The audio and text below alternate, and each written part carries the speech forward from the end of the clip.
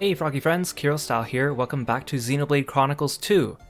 Now I know what you're thinking, Kiro, didn't you say that the last time would be the last stream for Xenoblade Chronicles 2? And didn't you say that before, in the previous stream before that as well? And the answer to that question is, yes. Yes, it was supposed to be the last stream yesterday. We were about to go over time and finish Crosette's Blade quest to wrap everything up, but I rolled a couple common blades, and I got the last one I needed for the Poppy Buster quest. And the Poppy Buster quest is a DLC quest, which means I paid for it, and it has some important story points. So I figured, let's do one more stream. We'll do Poppy Buster, we'll do Crosette, and then a couple extra heart-to-hearts. So this should be the last Xenoblade Chronicles 2 stream before we move on to Xenoblade Chronicles 2 Torn of the Golden Country, which you might think to yourself is just more Xenoblade Chronicles 2, which is technically correct.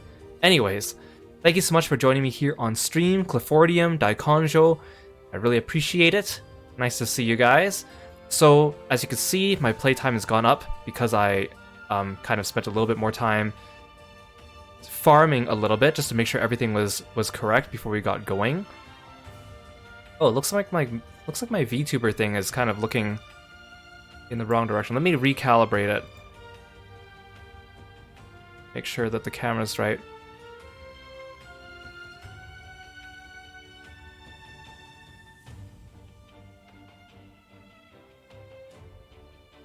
Okay.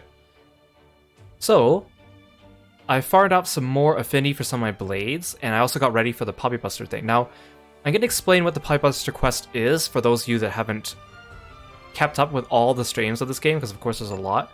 So there's a DLC quest here called Shiny New Power, and it comes with the expansion pass. The expansion for this game, you can't buy them separately, it comes as a big pack. So this one's called Shiny New Power, and basically what happens is you go back to Tora's house and he gets a letter from a mysterious person that tells him that they have extra data about Poppy or extra upgrades for her or whatever.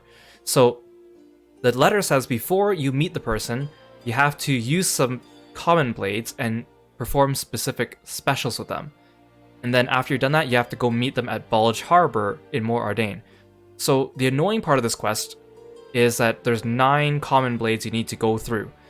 And you have to use certain specials on each one. So for example, it might be like female common blade with Bitball, male common blade with Katana, animal common blade with dual rings, brute common blade with Mega Lance. And so you have to have these common blades, which are, again, from the gacha, so there's no guarantee that you'll have it. Then you need to perform specific attacks with them during battle. So most people get stuck in this quest because they just can't get the right blade, and I was stuck on getting the brute Lancer. Now, the way that the common blades work in this game is that, you know, these are all the rare blades. They have like specific artworks, and then these are common ones, and they're just basically templated. So there's male models, and there's female models, and then there's brute models, which are like giant macho men, and then there's animal models that look like animals, or rather four-legged tigers or dogs or whatever have you. And when you get them, they're randomly assigned an element, they're randomly assigned a weapon, and randomly assigned some stats and some skills. And so these are the things you usually get when you do the Blade Core Awakenings, which is basically a gacha system in the game. So because it's randomized, there's no telling what you're going to get, and some combinations for some people are trickier to get than others, and for me it was the brute with a lance. Now, at the very, very end of the last stream, I did a couple rolls, and I happened to finally get a brute with a lance after probably about 70 or 80 core crystals that I farmed up. Which means I can finally do the Poppy Buster quest and finish it, because that was the last step I had, was use a brute with a Mega Lance. Now, this was the guy I got last stream, because I was rolling on Zeke. Today when I was playing, I noticed I have this guy, who is also a brute with a Mega Lance.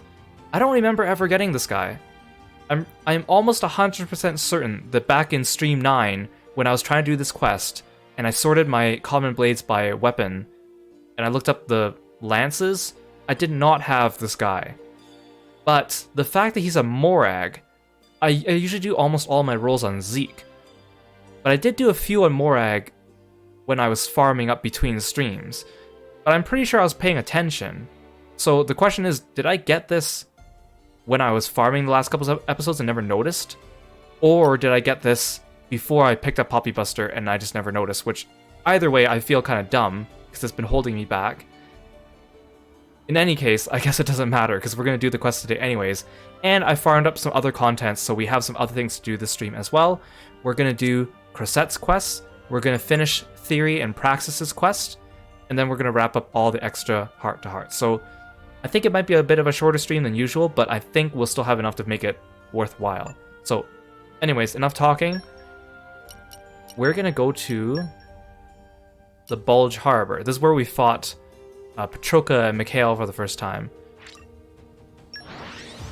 And Poppy Buster is a good blade because it's a tank, and you can equip it on anyone without Where do we go from here? without needing to do overdrive protocols, which is kind of nice. So it's kind of like giving a tank blade to everyone in the party.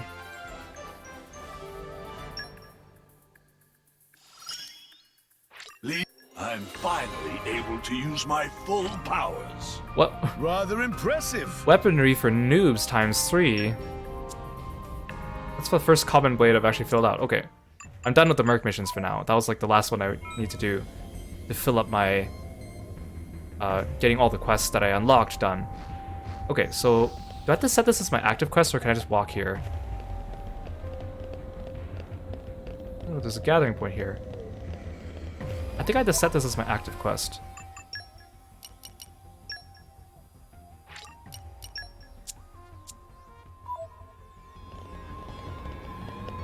Ha. Oh, there's a plank that leads to nowhere. Probably because the cloud sees low tide, isn't it? Oh, hello.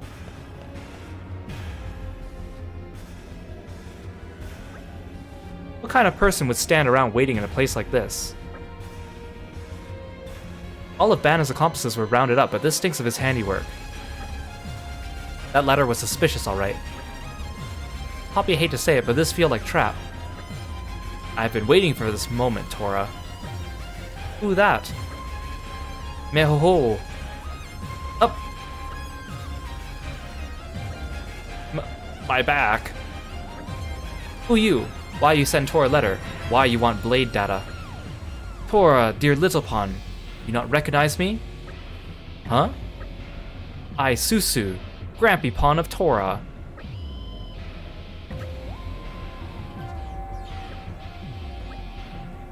Pull other wing, it got bells on. Meh? Did Tora forget voice and face of old Grampy Pawn? You look similar, but there's no way you the real deal. Grampy Pawn was killed by Mui Mui. Meh. Tora not believe me, sad day indeed. Feels like Susu might faint. I like how he has like paw markings on his ear flaps. He's also like part mechanical now. Is that how he survived? Tora, are you sure this isn't your granddad? Grampy Pawn is dead as doornail. Besides, Grampy Pawn better at writing than this imposter. That sad effect of injury from Mui Mui. Limbs no longer move with grace of younger years. Plausibility level of story increased to unexpected levels. Tora still not believe. First Data Pawn alive, now somehow Grampy Pawn alive too? Life not that easy or convenient. Meh. They're nothing for it. This risky move, but Tora has forced my hand. There is proof that Susu who he say he is. What proof? Search in roots of Saffronia tree in Gwyneth Paddy's near Iraean capital Fonza Mima. What you dig up there will prove that I'm telling the truth. Seems like the only way. Shall we head there, Tora? Master Pawn, let's go.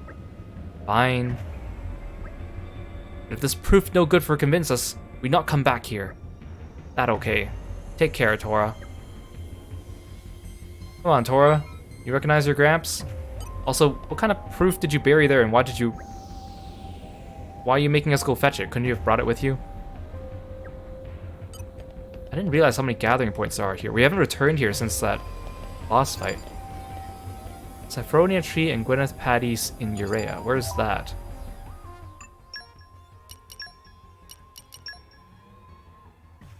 Gosh, there's so much on this map. Is it in Fonsamima?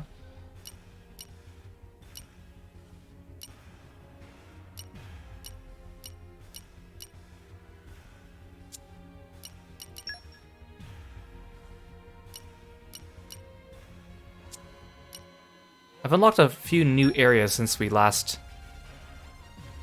played, just because there are quite a few areas that I haven't explored in the main story, and I just wanted to have the checkpoints.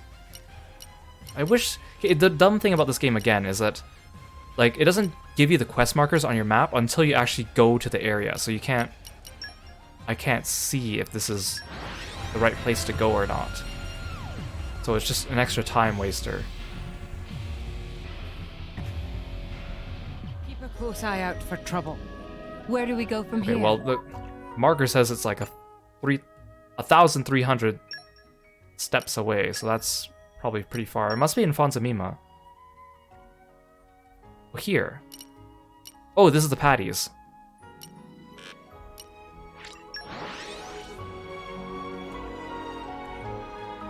Hey, Cliffordium, good to see you. Let's go. Onwards!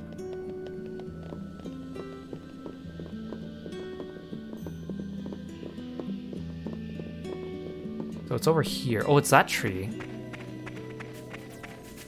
There's a lot of trees around here, but that's the only one on traversable ground. Kind of weird for that to be a landmark.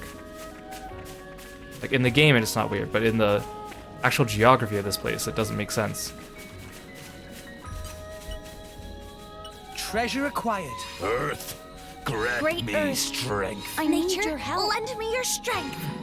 Very well. Optic nerve auxiliary circuit unlocked. What do we find? It's so funny looking. You're all mine.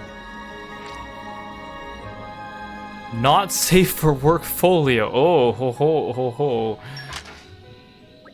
Wait, what? That chest opened weird. Tora, what's inside? Tora cannot show. It very top secret information. If Rex see his head explode. What are you blathering on about? Just show us already. No, Tora cannot. This is special book of Grampypon. Grampypon, Datapon, and Tora used it as design bible for making artificial blades.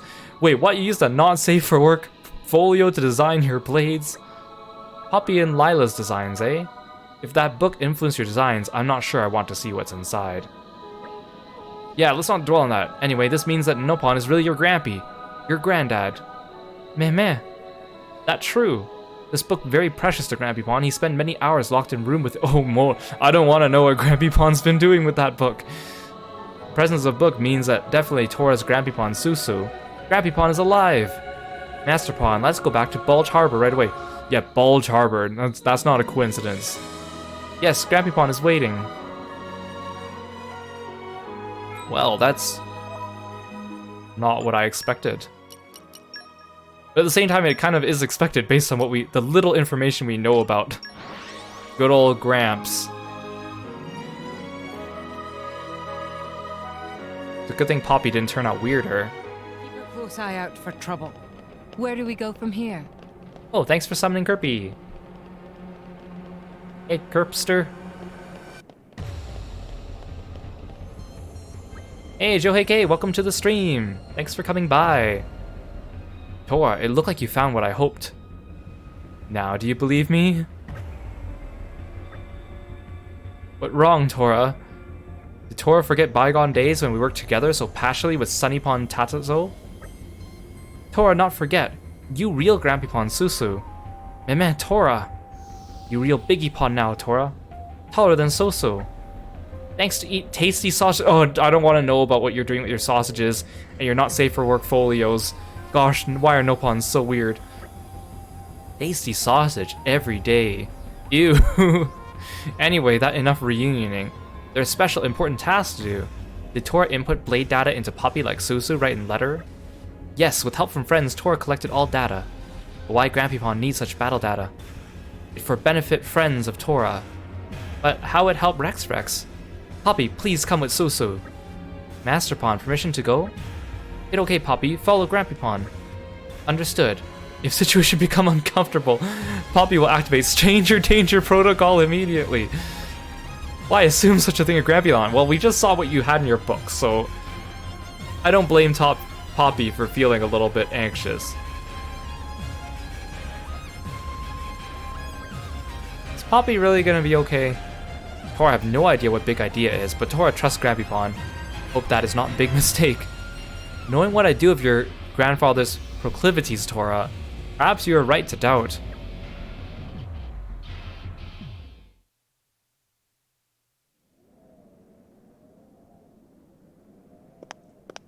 Everyone, sorry to keep friends waiting. Poppy! What in all rest Grampypon Susu do? She's blonde. Some kind of new paint job? She's got antennae, I know. He make modifications? Negative. This puppy is Puppy Mark II.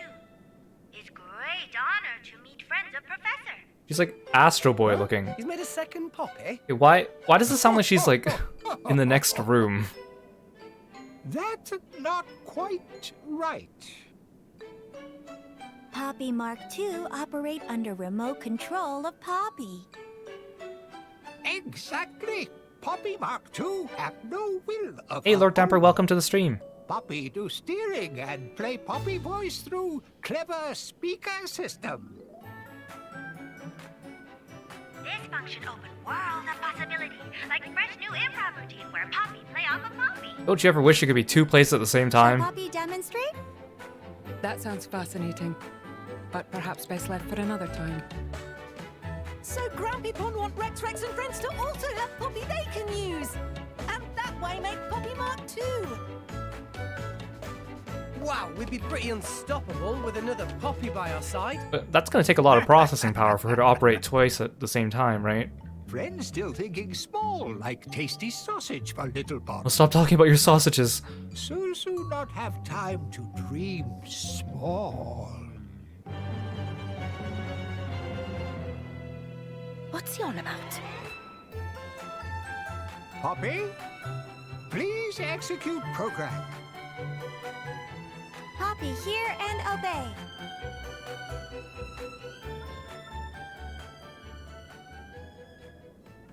Please to come out, Poppy Buster! What the? Oh my gosh, it's huge. It looks like an artifice, actually.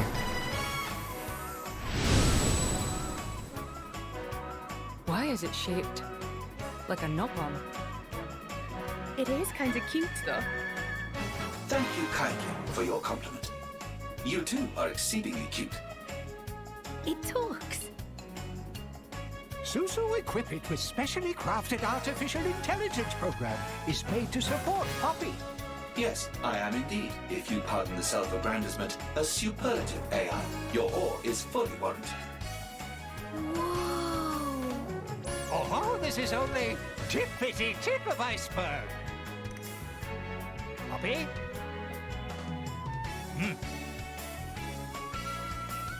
On mark, ready, go!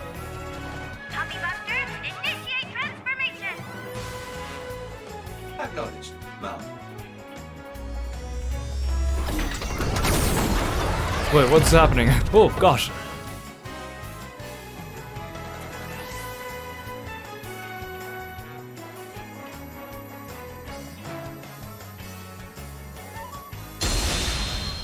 He's huge!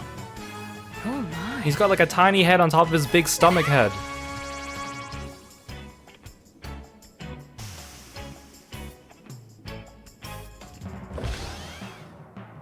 Poppy Buster, here we go! Why you... I thought you were gonna jump and do a cool flip.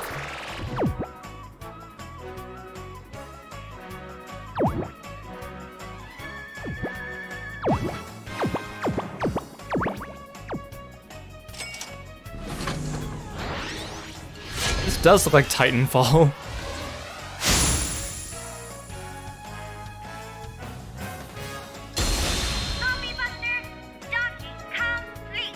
Wait, how did she jump that high? She looked like she took a little hop into him.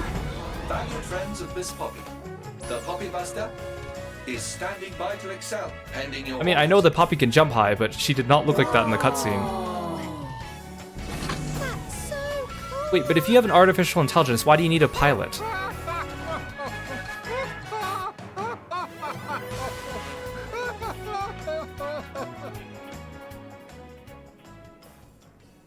Okay, that's pretty cool, I guess. Grampypon Susu. Tora not think Grampypon had it in him. This increased Tora's opinion of Grampypon by a factor of 5. Mehuhu! Grampypon had many years to expand scope of reading material. Where have you been all this time, though? You didn't explain that. As I say before, no longer have time to waste on dreaming small. Tora underestimate Grampypon, but now Tora adjust estimation, adjust upward. Mehoho! Right, so how do we make use of this Poppy Buster then?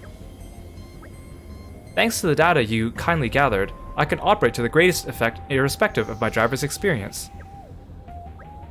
In other words, Poppy Buster can become Blade of Rex or Blade of Nia is no matter. Can Poppy Buster be Blade of Tora? Tora already have Poppy.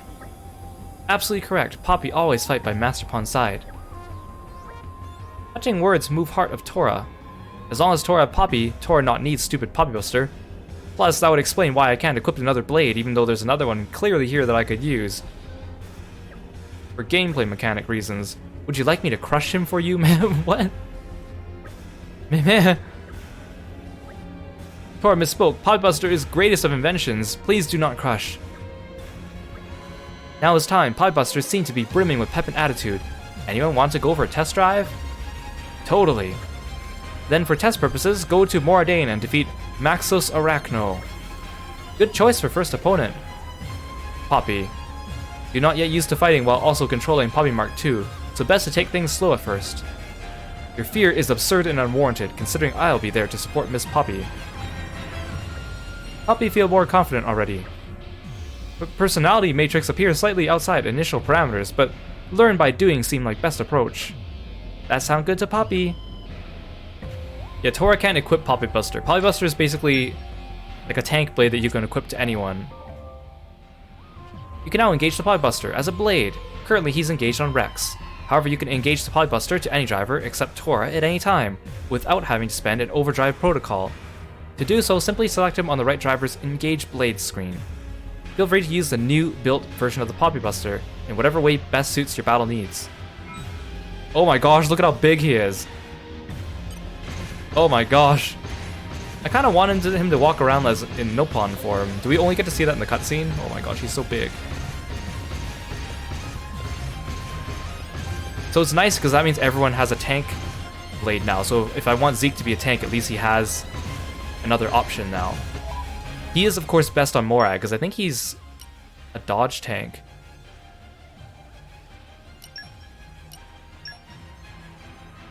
Oh no, he gives Ether defense. Wait, no. Wait, he gives agility, okay. I'm glad to be of service. Well, I'm gonna put him on Morag for now just because she's my tank and it just doesn't make sense for It sounds fun. someone else to have her, or have to be a tank. I'll strive to match your expectations. As pilot, Poppy is one doing striving. That's cute, they both talk. Although it's kind of weird because his art is not to scale with everyone else's because he's supposed to be large. Hey Yule, welcome to the stream. Thanks for coming. A lot of people said that this quest, and I agree, is really poorly designed because of all the common blades that you need. It would have been better if it was more like, use any blade with a katana, use any blade with a bitball, use any blade with a lance instead of making it specific types. Because that's what locks people out of this quest a lot. Some people said that they've gone through like hundreds of core crystals and never come across the specific ones they needed. And, okay, this last section, you have to fight this Arachno thing, is annoying because people said the Arachno itself is easy to beat. You can start this quest as early as like chapter like 5 or something like that, but then the problem is you fight it in the middle of that giant field of level 80 things, so it's very possible for you to die from some stray level 80 thing attacking you. Wait, no, you want me to fight here? I thought we were gonna fight here in Chansag Waste. Is there still a level 80 thing around here? Someone complained about that online. I specifically remember they said, I got killed by random roaming enemies before I got to the boss. Oh no, I think it's because this boss is only like level 30 or something like that, and there's like level 50 things nearby. Like that giant flying dude up there. Yeah, oh, that here, he's level 87, that thing. I gotta make sure he doesn't join the battle. Wait, I've walked here before. How come this wasn't added to my map before? I came here for a mini quest. Rolling smash! And we'll win for sure! My goals exactly! Yeah! Topple them! Launch! Sense great Oh my gosh. Be vigilant! Have words and I will unleash my fire! Rock! I am rock! Always have been, always will! Cyclone smash! Bullseye! This is unexpected! Yay. Report back to Grappy Pond.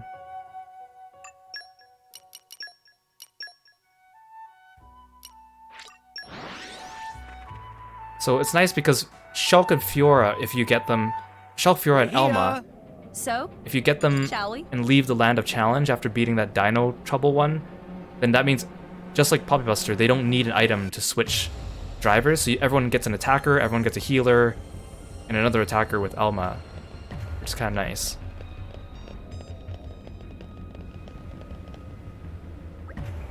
Hey man, you return. Expression on faces tells Susu that test drive was success? Naturally it was. You can't possibly have expected me to fail, can you? With support from Poppy Buster could give 110% energy output. That great to hear. Was anything needing tune-up? Poppy and Poppy Mark II both operating with no glitches whatsoever. My performance was also flawless. Great news, great news. In that case, Susu give Poppy Buster to friends as planned. I think I'm going to enjoy your company, friends and companions of Miss Poppy. Likewise. Mehoho! Then it's about time for Susu to go back into hiding. Grampy not want to see Datapon.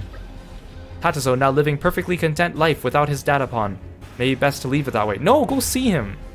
After that, great achievement of make Poppy and Lila also possible because Susu not in picture anymore. I believe it better for Tora and Tatazo to stand on their own feet, keep inventing wondrous inventions. Tora have complicated feelings now. Grappy will we meet again? But of course, dear friends of Tora, please take good care of Tora and Poppy Mark II and Poppy Buster 2. You've got it. We're a caring bunch, really. Please take care of self, Professor. Thank you, Susu surely will, until we meet again. And thus we never saw him again. Say, now that I think about it, what's that name mean, Poppy Buster? I totally forgot to ask. Yes, it has been bothering me too. Poppy Buster, do you know? Of course I know, Miss Poppy chose it for me. Poppy chose a name like that? Indeed. Poppy chose most proper sounding name from list of 3 provided by Professor Susu. What do you mean proper sounding? Top 3 ideas of Professor were... Number 1, Poppy Obey, Powered, Panzer, Inferno. Oh, this is a reference to Cosmos, because I think if you look at Cosmos's abbreviation, what it stands for, it's something along these similar lines. I think the O stands for Obey, and then it goes on to something else. Number 2, Susu presents new Poppy XL Deluxe. Oh, that one's a reference to the Nintendo 3DS, because they made it, or the Nintendo DS. They came out with the XL Deluxe version of it. Number 3 was Poppy Buster. That's one hell of a choice. Yes, naming sense of Grabpon always was notoriously bad. I could definitely see why you choose Poppy Buster over the other 2. As added bit of trivia, name meant to suggest enough power to take down even Poppy. Poppy Buster think that's slightly in bad taste, but then again, what do Poppy know? Coolness of name is paramount. Poppy got that right. Make choices correct. Tora very proud. To quote great Nopon scholar, Mehoho. Well, I feel a lot better knowing where the name came from. Let's keep up the good work, Poppy Buster. Yes, please do. I myself will undoubtedly excel soon enough to make you swoon, ma'am. I'm sure that together, we'll make your Master Pawn prouder still. I still understand there's no point in having a Poppy inside of him too. Although I think for some of his like special attacks, the little poppy pops out and they do some poses together. And I think their level 4 special is self-destruct, but I don't think it actually kills them. And once you do it like 4 times, it gets even stronger if you use it in the same battle. Probably not think Ego of Masterpaw need any more stroking, to be fair.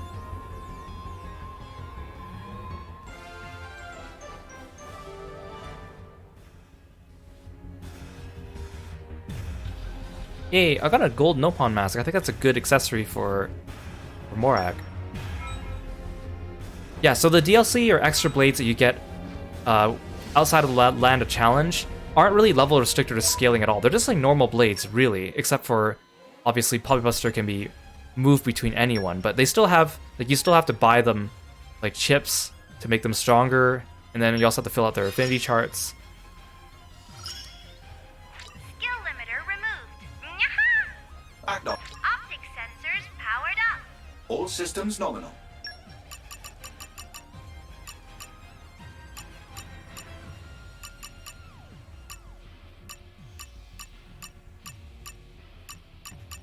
The only thing really is that Polybuster and Corvin and Crosette don't have heart-to-hearts. They just have blade quests. Polybuster does have a thing for watching other heart-to-hearts, but apparently you can't watch 70 heart-to-hearts on your first playthrough of the game. You need to do it on New Game Plus because you can only reach like 65 on your first playthrough, which is kind of silly. There's actually 66 heart-to-hearts on your first playthrough, but the 66th one is glitched out, so it only counts 65 to the New Game Plus anyways. Plus, that also means these heart-to-hearts include ones with other blades, so you have to actually find other ones. Oh, so Cassandra's not a DLC blade. The only DLC blades are Polybuster, Crosette, Corvin. Of course, Crosette and Corvin you can use right away, and then Polybuster you need to do this quest, which is restricted by Chapter 5, I think. But also the quest is a pain in the ass. And then Shulk and Fiora and Elma are from Land of Challenge, which you can access after Chapter 3, but then you have to beat the level 90 mission in order to take them out of the Land of Challenge. So in that respect, they are restricted. Cassandra, along with Praxis, Theory, Vess, Sheba,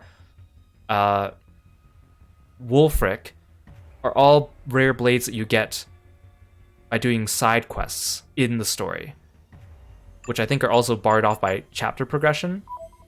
But blades themselves, when you get them, they're not OP enough to be too broken, just because you actually have to skill them out. You have to put in the effort anyways. Okay, so we're done with Polybuster. That's good. I'm really glad, because I was afraid, because Polybuster gives you the lore of Susu being alive, plus if you look at, there's this really cool Xenoblade 2 like group splash art that they drew, and it includes all the main playable characters and some of the main villains, and then Polybuster is also in that artwork, so it's kind of nice to at least have the chance to meet her. Okay. Well, before we keep going, I actually want to show you guys something. So remember, when we were in Upper Tantal, there was this ice bridge when we got lost and we couldn't cross it, and I thought that's where we need to go. I went back and crossed it. Let's rest a spell. So this is the ice bridge that I just crafted, the one that originally I could not because I didn't have enough ice mastery. It leads us to this new section here. And this new section actually has some kind of neat stuff. This area was actually covered by ice, but when you step on the ice, it breaks and there's a hole there. And I guess it doesn't refill. This hole does the same thing, I think. I'm kind of scared to step on it. Oh, this one doesn't break. It looks just like this.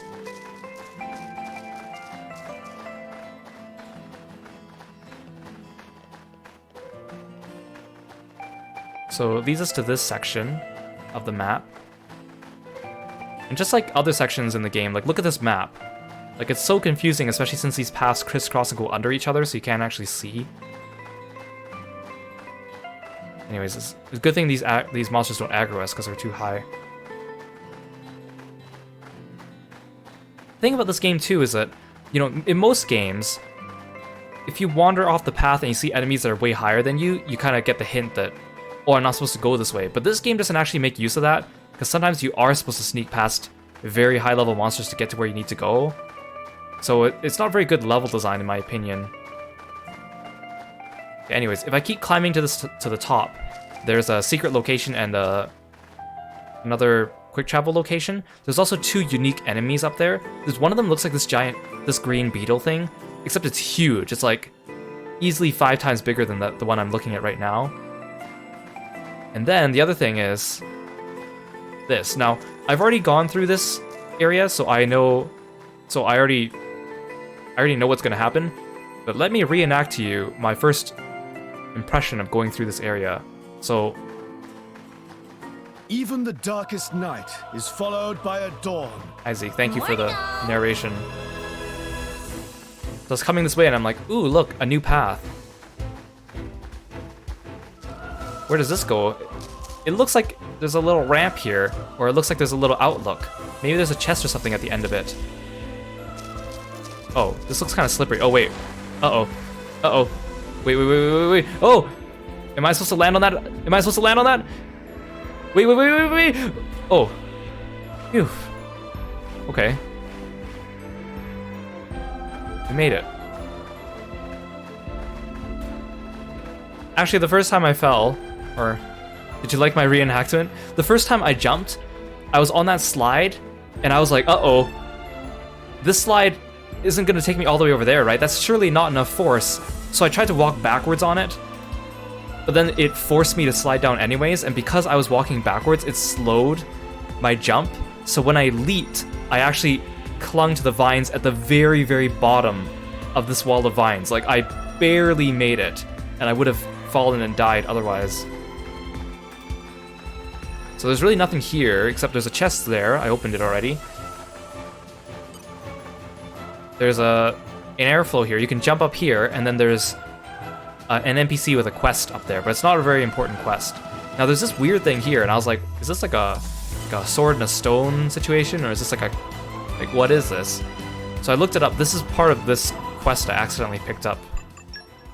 This one, Making Love Source, where Poppy asks us to go find a flutter heart grass to make a concoction for a love potion to see if it works on her.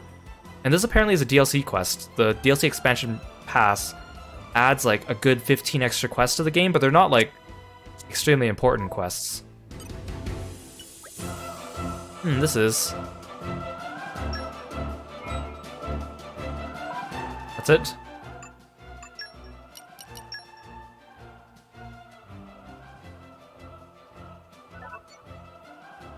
Make it in Argentum. I guess we might as well finish this.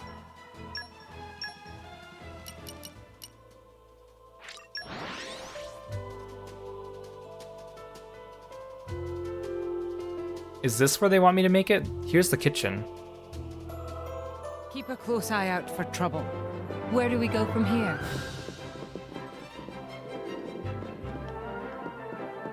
Wait, it's telling me to go up.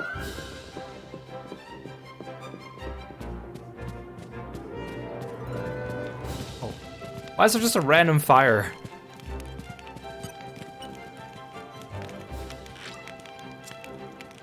Oh, I need Dawn Hydrangea. You didn't tell me I needed another item. Okay, fine. I don't want to do this quest. I just thought we'd do it just because we happened to get the item, but I thought that was the only ingredient. Okay, so the next thing we need to do is, well, there's 2 things we need to do. One of them is Crosette's Blade quest, because we were going to do that last time, because she's a DLC character, so I think it's worth seeing, and she doesn't have a heart-to-heart. The other thing is, I want to finish Praxis and Theory, so I actually took the time to farm out Praxis's affinity to max. I've waited for this. And I need to equip Theory as well. Sorry, Poppy Buster. I won't disappoint.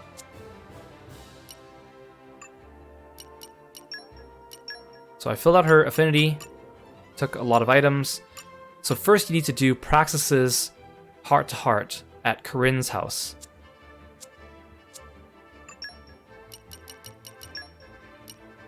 That's not Corinne's house.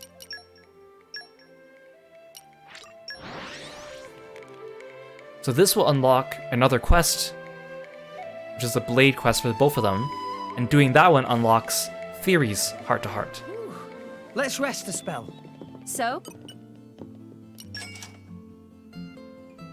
Oh, you guys can actually level up. Sure, See, I'll Gramps? I'm getting better. take it. My incredible power knows no bounds. Experience begets wisdom.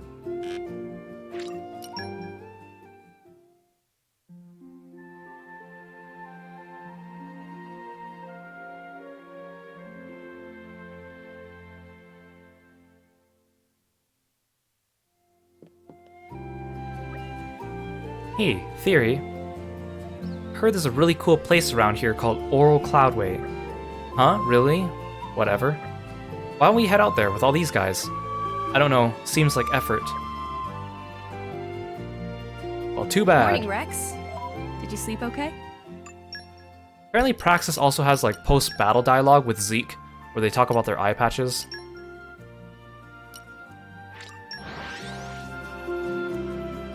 Some people said, oh, they put Theory on Zeke as well, So, for full like shall we? eye patch squad, but Theory is such a good tank for Morag, it's kind of a waste to do that.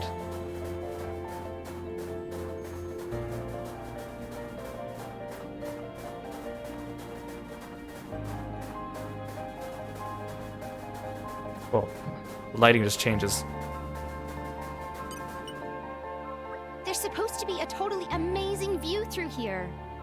I'm so pumped for this. That interests you. I cannot say the same. Aw, come on, lighten up. We can go together. It'll be fun. You could bring an army, and it would still not interest me. I'm going on ahead. Hey, hold up, Theory. Don't go out on your own. Theory, why are you being so cold to me? It's nothing personal. I'm equally cold to everyone. Even to my driver, it is the same. True that, but that's just her character. That's not what I mean. What I'm trying to say is, I promised you. The old you. I promised that I wouldn't forget you. The old you wanted the two of us to stay friends. Which is why... I don't see why you would go to such lengths. That's kind of sad that she doesn't remember her and she's not receptive to it. The present me doesn't think the same way. And both you and I have lost our memories once before. Maybe consider Praxis' feelings, or you two are pretty similar, really. Consider Praxis' feelings. Maybe consider Praxis's feelings. Sorry. I'm not trying to be cold to her. It's okay. I understand. I'm just another blade to you. Nothing more, nothing less. I get it. But it's different for me. I knew the old you. I wanted to be together with you, always. You're basically sisters, right? Though it isn't half strange for blades to have sisters. Sisters. I like that. You're happy with this? Heck yeah, it makes us sound special. I can be the older sis, and you can be the younger one. Theory, would you mind calling me Big Sis? I mean, height-wise and size-wise, Praxis looks like the big sis, but the original forms, Theory felt more like the mature one to me. I would mind. I guess you've got to warm to it, huh? Well, little sis, you can call me Big Sis anytime you want. I will never call you that. Hey, it's early days. Still, thank you. I was worried for a while, but I think I'll be able to keep our promise now.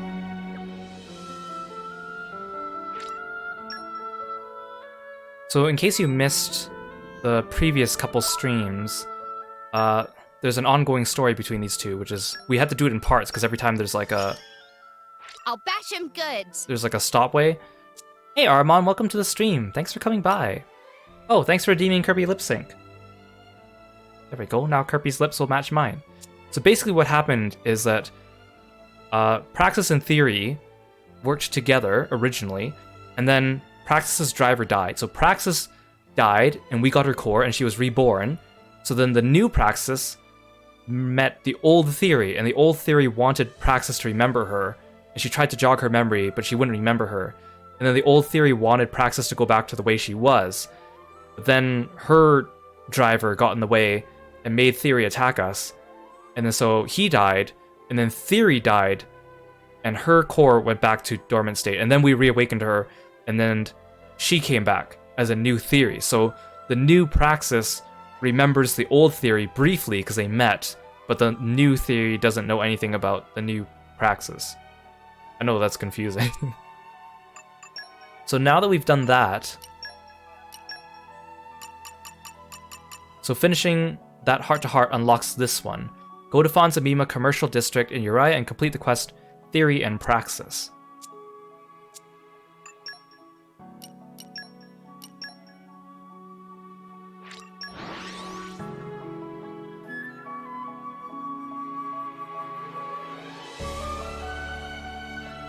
That music in the Cloudway is pretty nice. A pretty long way, eh? Onwards! I don't know where this quest is, so let's just wander around town until it pops up.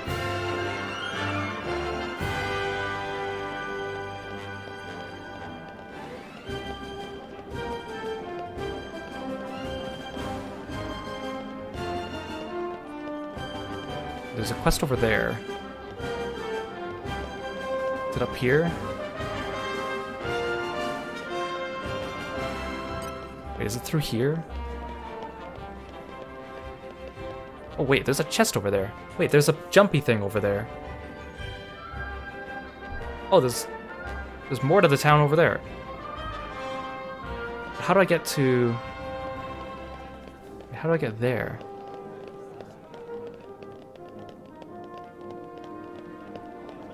Is it here? Oh, here. You're not the one I want.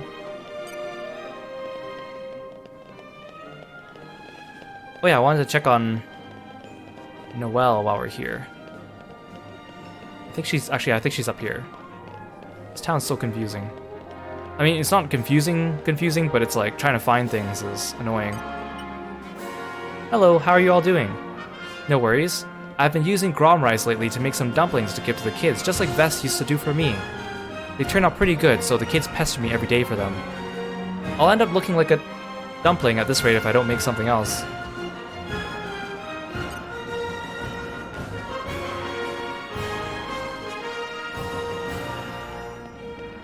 Where is this quest?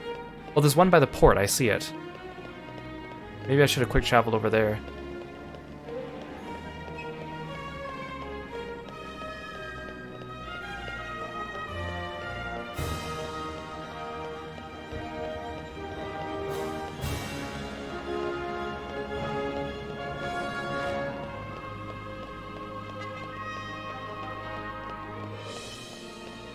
Could you imagine living in this town trying to get from one place to the other?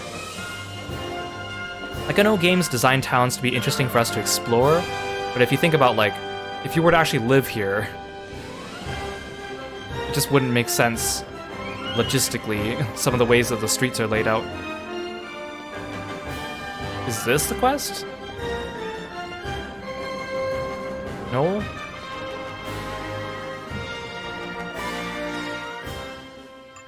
Wait, no, is it because I need to do this?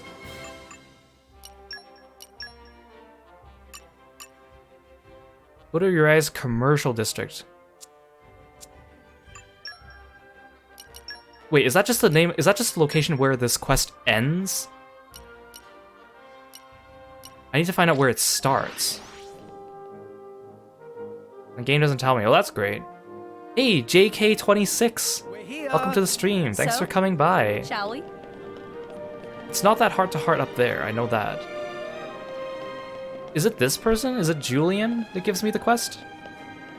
Yeah, I'm gonna quickly check because I don't want to pick up a quest by accident.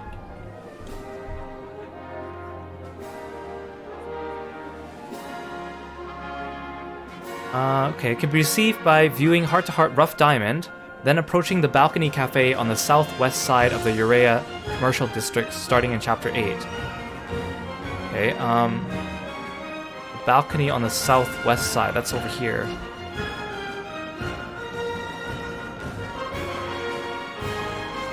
Oh, here, okay, good.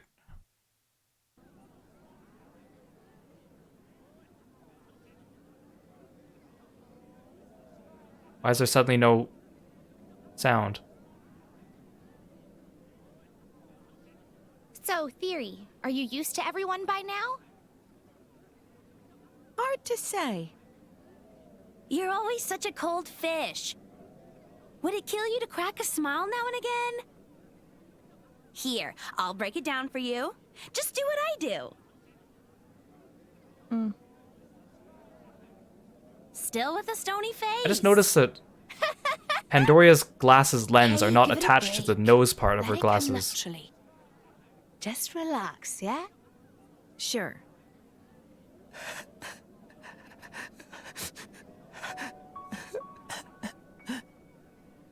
Hey, don't cry. But... Come on, I'll go search too. Just don't cry. It's okay. Okay. Hey, Theory! What? What do you think of that? In what sense?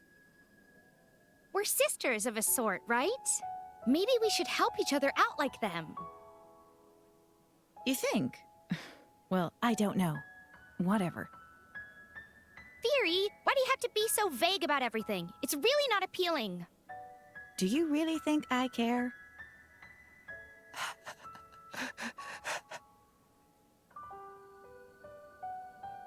Come on, bro. Get a grip, will ya? It's not fair. I'll go and see what it's about.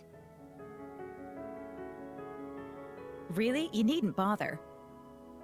No, I really do. Being an adult comes with certain responsibilities, Theory. Time you learned that.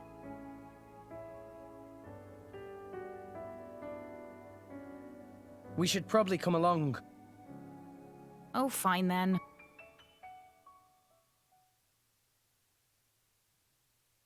Well, JKey26, it's good to have you here. I'm glad to see you in chat. Thank you so much for taking the time to do that. And Ferg, welcome to the stream. Thanks for coming by. You know, Ferg, I realized the other day that I've been calling you Fern this entire time. I thought your name was Fernigator, but you're Ferginator. Ferginator instead of Fernigator. So I've been calling you the wrong name this whole time. I'm so sorry. Knock it off, Vero. Wow, but... Hey boys, what's wrong? I'd like to help you if I can. Nothing's wrong, it's just my little brother, Vero, he... Huh? But brother, it's them. Ah, the one-eyed blades. We gotta run, bro. Yeah, wait for me. What's wrong? Hey, hold up, what's going on? Praxis, stop intimidating people. I did not intimidate them. Anyway, we should go after them. I don't really get what's happened, but it's got to be some sort of mistake that we can straighten out. Fine, whatever. They must have known their past selves.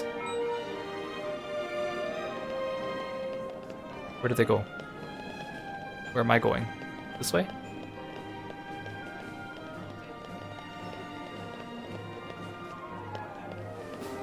Let's check our map. I hate how the mini-map doesn't show me the icon either. I have to use this map. What's over here? Oh no! Well, I'm glad I got your name right now. Feel bad. Is it this way? Here. Hey, why did you run from us? Brother, look! Don't worry, I'll protect you. Come on now, we don't want to... You want to fight? It won't end well, you know? Well... Theory, what are you doing scaring them like that? I felt my blood boil. Well, for crying out loud, Theory, just step back. It's fine, lads. We're not gonna hurt you. Really? Yes, I swear. Just tell me, why did you run? Our daddy is a wharfie here in town. The last year, him and his mates got beaten up by a two-blade team. His mates were almost in pieces, and he just barely pulled through. A two-blade team, huh? He said the two blades were girls, and they both had eye patches, and they used ice and water powers and were bad. It was you, wasn't it? You're the girls, and you've got the eye things. No, it's not us. Well, it was us, but it wasn't us, you know? Don't get any closer. I won't let you hurt Vero. Praxis, it'd be best to leave these kids alone. We may not remember any of it, but that doesn't change the fact we've hurt a lot of people. For us, it's a past we've lost, but for the people of this town, it's a past they can never forget. That's so... Let's go, Praxis. We shouldn't even be here. Huh. Hang on, you two. Sure, you may have done bad stuff before, but the new you are definitely not bad people. Trust me, nobody knows it better than us. There's no way to change the past, but you can change the present. There is yet time to make amends. Exactly, I'm sure the people here will understand if you just explain. I see, you're right. Our past selves may have been villains, but now we're changed. Hey, you lads, can we talk to your father, maybe? What? Why? You want to hurt him more? No, definitely not. We want to apologize for the past, to your dad and everyone else. We want to let everyone know we're different now. How many people do you imagine we've hurt, Praxis? I don't think this is achievable. But we still have to do it, Theory. After all, we've done so many wrongs. Don't worry, we'll make it work. I'll be with you every step of the way. That's... We'll be there too, of course. Of course, we could never leave our allies in the lurch. I'm not worried at all. I'm sure everyone will accept them, no questions asked. I don't know about that, Rex. You're a bit too optimistic. Okay then, I'll come if you're all so certain. But I think it's a waste of time. How about it? Do you believe now that the girls aren't bad guys? Think you could take us to see your dad? What do you think? Alright. I don't think they're lying or anything. If you promise not to hurt our daddy, I'll take you. Really? Great. Of course, I promise. Daddy's in the Fonts of Mima port. Let's go together. Hey, Celeste! Thanks so much for coming to the stream. Welcome, welcome. And Ferg, thanks for redeeming Sleeveless. There we go. Oh gosh, like, that's such an interesting idea. Like, the idea that when you die, there's another you reborn that looks exactly the same with no memories. And if you did something bad in your old life, of course people wouldn't realize that the new you is a different you. Especially since your appearance doesn't really change because you're a blade. Like, it's a really interesting idea.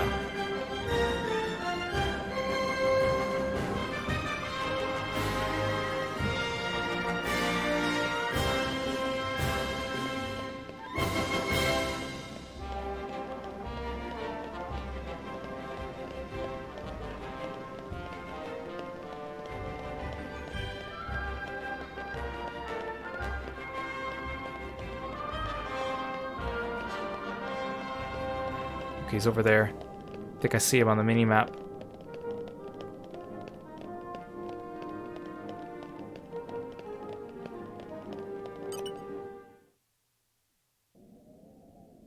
Are these your children by any chance? Yeah? So? What's it to you? Have they got themselves into trouble again, or what? Two blades with eye patches.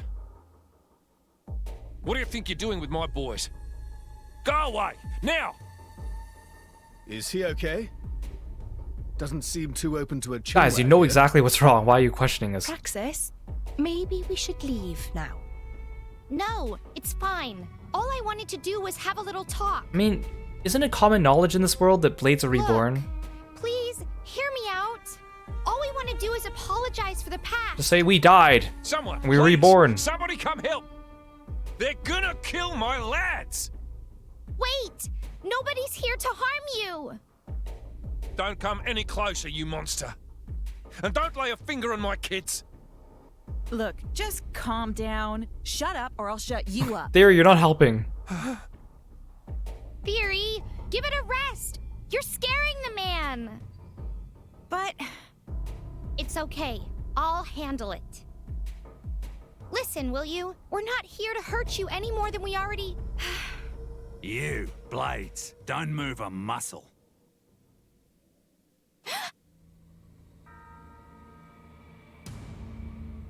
This looks like an unsavory situation. Rex?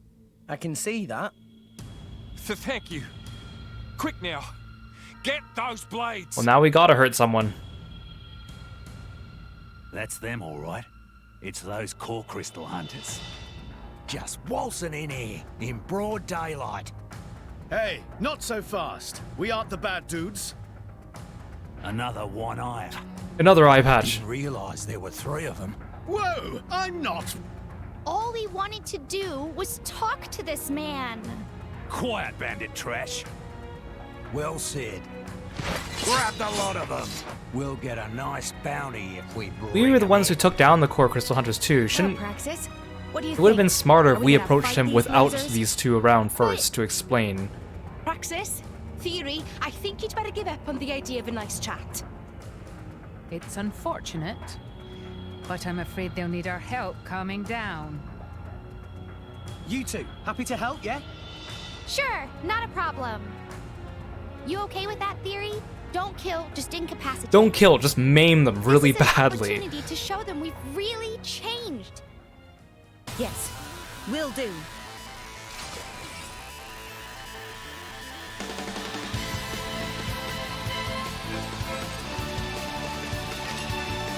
This will be a walk in the park. Great, it's okay. Don't underestimate that. And the win for sure. Defense is now. Won't be the Oh jeez, that poor dude. Just give me the order. Now, a miss. Hey, My turn.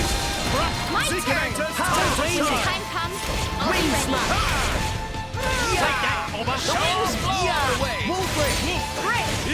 Everyone's getting enemies.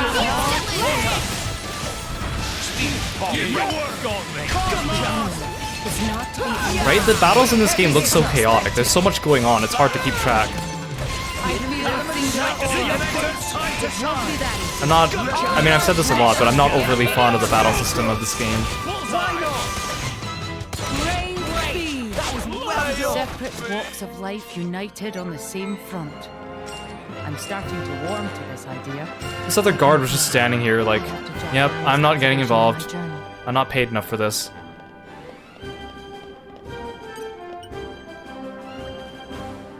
The mercs ain't cutting it. Damn you, I won't let you lay a finger on my lads. Just wait, you got it wrong. We just wanted to apologize for the past. You stinking liar, I'll never believe a word that comes out of your bloody mouth. Pointless, just like I said. Praxis, let's go. There's no atoning for our sins. No, Theory, wait. I'm not just gonna give up like that. Do you want to live the rest of your life being seen as a criminal? Because I sure don't. We're different now. Theory, you're actually a kind-hearted person deep down. I need everyone to know that. Oh dear. Mister, just listen, please. It's true, we may have done nasty things to you and your friends in the past, even if we don't remember it on account of being newly reawakened. Anyway, I know that doesn't make the crimes go away, I do. But our new friends are all such kind, gentle folks. They really believe in us, all of them do. So I want to make up for the bad stuff, to prove their faith wasn't misplaced. I'm only asking you to give us a chance. I don't know if we can make you forgive us completely, but if there's anything we can help with, we will. Even cleaning, or laundry, or... Praxis, you know you're terrible at housework. Besides, your outfits are so unwieldy, you wouldn't be able to do anything around the house without, like, impaling something else. Look at how spiky Theory's arms are. Right, then Theory will take that part. Me? So then I could, I know, guard duty, or monster eradication. That's what I'm awesome at. Bahaha.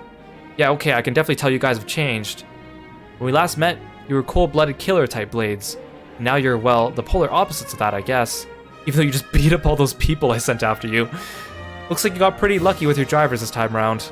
So, what do we do? No worries, I heard you loud and clear. If you want to apologize to the people of this town, I'll be happy to help. For real? Thank you so much. But, considering the stuff before, folks might be uneasy about giving you fighting jobs.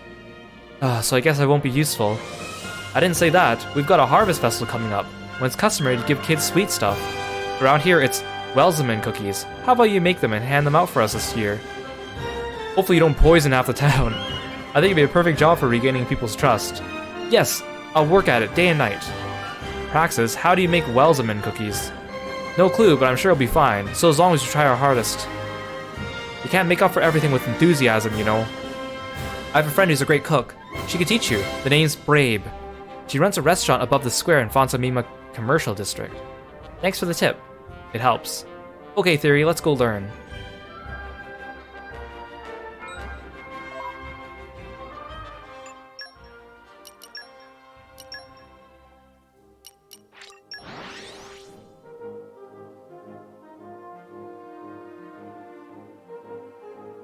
Let's go. There you go. Oh, I'm gonna turn off Kirby Blimp Sync for now, since it's supposed to be a shorter redeem, but I always and forget. I've started glowing.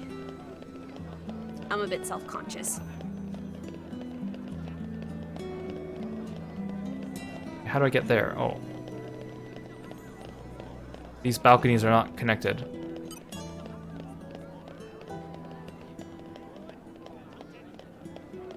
Hey, this is where we started the quest.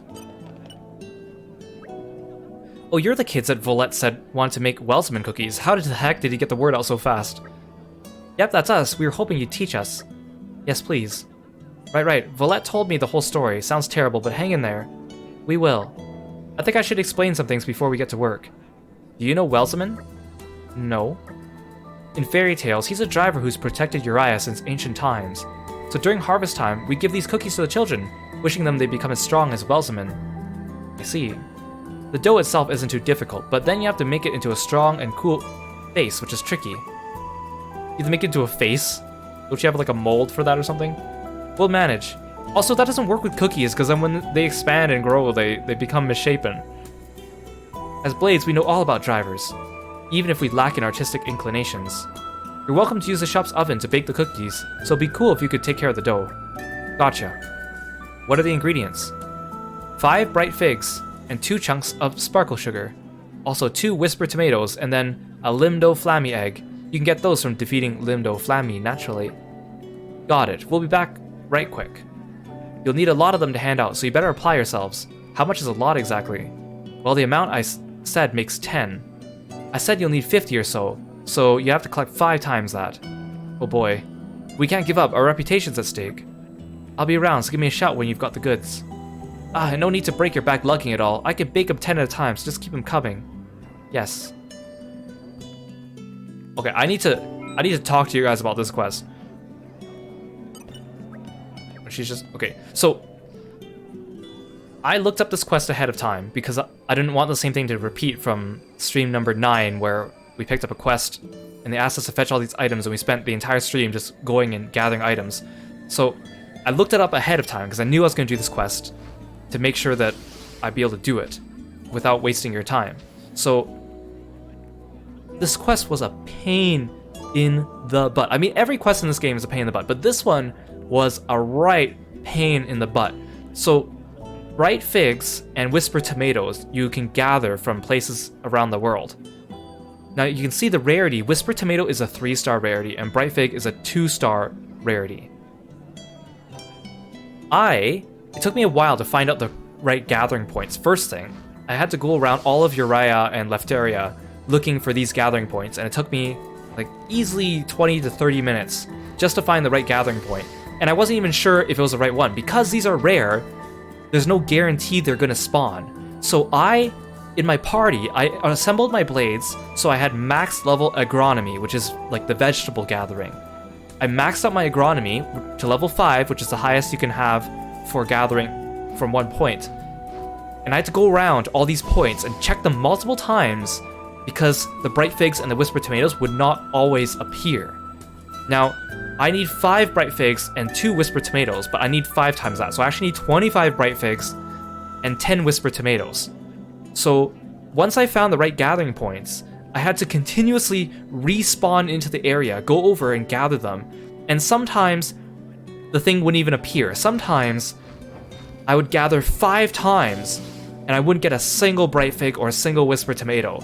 It took me almost 2 hours to get 25 bright figs and 10 whisper tomatoes. 2 hours to get these freaking ingredients. Luckily, sparkle sugar you can buy, thank gosh. Now, all that's left is a Limdo Flammy egg. The Limdo Flammy egg drops from this one monster in Uriah that there aren't that many of. They're spread out through the map. There's 2 of them in a convenient location, so I went and farmed those guys. They wouldn't drop any eggs. I farmed for about 15 to 20 minutes, and I didn't get a single egg. So, I googled it. And the wiki article from Xenoblade, the Xenoblade wiki is huge because it has a page for every single item in this game and every single NPC and every single quest and every single everything. Like whoever built or maintained it, like the fans, did a good job, but they're still lacking in information. So I looked up the Limdo Flammy egg, and the page just says, you get it from Limdo Flammies, here's some locations. And I was like, I'm not getting any. So I scrolled down to the bottom of the wiki page, and there's like a comment section, right? And thank gosh, one person commented, and they said, the Limdo Flammy eggs are 100% drop rate, but only when you have the quest active. So in other words, I had a 0% chance of getting them anyways to start. I have to start the quest here before they even drop at all. Great game. Oh guys. Like, I get games want farming. I get games, you know, want grinding and stuff or whatever. Pad all the time. But for a single player game that isn't multiplayer, to make me farm for like 3 hours to gather all this stuff for this one quest is absolutely ridiculous. And this is just one quest. There are hundreds of quests in this game. It's ridiculous. And it, like, again, it brings back my point of, like, I was just starting to enjoy the game again with all this post-game stuff. I was like, okay, I'm starting to enjoy it again. I'm doing fun things. The quests are kind of fun. I'm learning about the characters. I'm unlocking cool things. And then they throw this at me again. And I'm like, I remember again why I dislike this game. Like, I was seriously, I think I said I give this game like a B-. I was seriously considering bumping it up to a B or B+, but that just cemented my opinion that, no, this game is still a B-. Anyways, let's go gather Limdo Flammy eggs. Thank you for listening to my rant. I spent like a good chunk of this afternoon just farming out an affinity for Praxis and then trying to figure out where to gather all these things for the frickin' quest. And if it doesn't drop, if that person was wrong and it doesn't drop here, I'm gonna be extremely mad, and then I'm gonna give up. Oh no! Ah, fell. See, the annoying thing too is when you fall in this area, you can't get back up because the rock is too steep. You gotta find like an area like this. The traversing it is just a pain in the butt. Okay, you're going down, Limdo Flammy. This is all my rage. I'm so surprised I don't one-shot level 20 enemies at this point. Aha! We seem to be doing just fine. I got one. Put your best foot forward, Rex. Just watch this. Quietly. Dynamic spark sword. I like your attitude. Why's that dude joining the battle? Did you drop the egg? There we go. I still think it's so dumb that you can't jump in battle in this game. So if I was stuck down here and the enemy was up there, I wouldn't be able to get back up if it wasn't for this. But yeah, those are the only two in the area, so now I have to reload into the area. I mentioned this in my last stream, but it seems to be a common... Stop drifting, stupid controller. It seems to be a common thing in this game where they'll ask you to collect something, and they'll ask you to get, like, for example, 5 of something, or kill 5 of these enemies, or collect 5 of these things, but only 2 of that type of enemy spawn on the map in a given area. You have to reload in at least 3 times to get it, and it's a pain in the butt. So many of the Blade's affinity charts ask you to kill 5 of something, and there's only 2 available on the map at a time.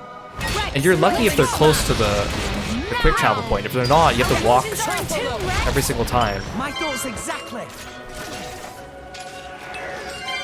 Like, at least, if you're gonna ask me to kill 5 of something, at least make sure there's 5 of them on a map at a given time. Heck, even 3 of them. Okay, time to take you down. And so it begins. The time to defend is now. Keep this up and we'll win for sure. I like your attitude. Yeah, that also explains why my current gameplay time for this game is so high. Like, what I'm at 80 hours now. And I've definitely not streamed 80 hours. It was only after I beat the main story did I have to go between streams and actually, like, grind out stuff to get ready for the streams. I'd be like, okay, for today's stream, I gotta grind out affinity and items to make sure that the stream goes smoothly so you don't have to watch me grind. I learned my lesson from stream number 9, where I wanted to do the Powered Up Poppy quest and the Poppy Buster quest, and ended up I spent the whole stream, 4 hours, just doing one quest. I didn't even finish it. Let's show him a thing or three. Leave it to the Seeker. Our emotions are too rash. It's also so dumb that the gathering in this game is RNG. Next. Like, even with max agronomy, I had level 5 agronomy, which means I should have had the highest chance to gather the items I needed. And even then, maybe 1 time out of 5 gathers, I would even get 1 bright fig. Or 1 whispered tomato. So? At least make it so I at least get 1 per gather, at the very least. At least make it consistent. Or just do what, you know, I was thinking about Final Fantasy XIV, because even when items are, like, rare to gather, you can use skills and things to make it 100% gather rate and make it more efficient, right? But this game doesn't have that.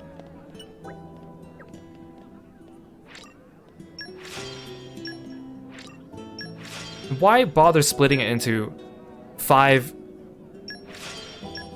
groups of 10 instead of just giving me a number to make it all at once? Oh, they came out alright. Kids will be pleased as anything. Oh yeah, something smells good. So you really made them. We did. Well, look. We did. Well, look great, don't they? Well, I guess they're plural. I think it makes more sense to say looks great. But I guess they're plural, so look makes more sense. That just sounds weird to say. I'll have you know, cookies are a cinch for someone like me. It would have gone smoother if you didn't insist on eyeballing the measurements. It would have gone smoother if the items didn't have horrible drop rates. Hey, come on, you promised you wouldn't tell. Haha. Well, yeah, since you're already here, how about you try one and tell me what you think? Are you sure? You didn't poison them, did you? Should we have? No, you shouldn't. Don't joke about that. And if you do, at least make sure it's obvious you're joking. Aha. Anyway, no poison there, so dig in. I will if I may. Also, I realized your name is Vero, and the other guy's name is Vio. Doesn't that get confusing around the household? Down the hatch. Like me and my sister, our names aren't that similar, but we start with the same letter, and our parents call us by the wrong name all the time.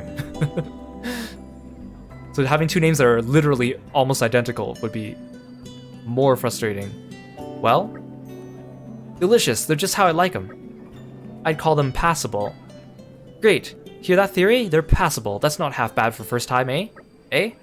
That sense of self-satisfaction will be a barrier to growth. Oh, give me a break. A little praise never hurt anyone. Beg to differ. Anyway, we've got the go-ahead as well now, so let's hand out those Welseman cookies.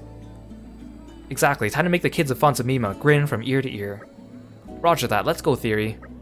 Fine. Oh, now I have to go actually hand them out. There's a lot. Oh, there's Vio and Vero. Yeah, I'm just gonna systematically go through the whole town.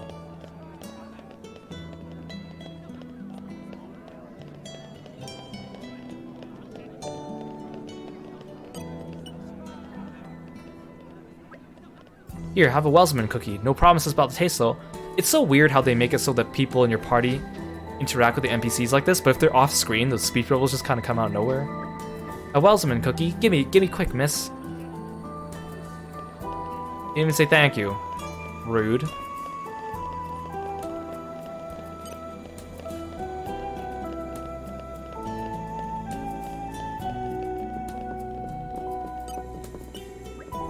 Here, have a Welsman cookie. Theory and Praxis made them. You'll give me a Welsman cookie? Score. You didn't say thank you either. Rude.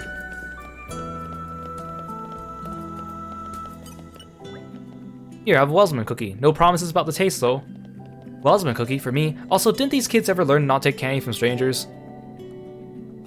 If it's not delicious, you can bet my mom will hear about this. Well, you're welcome too.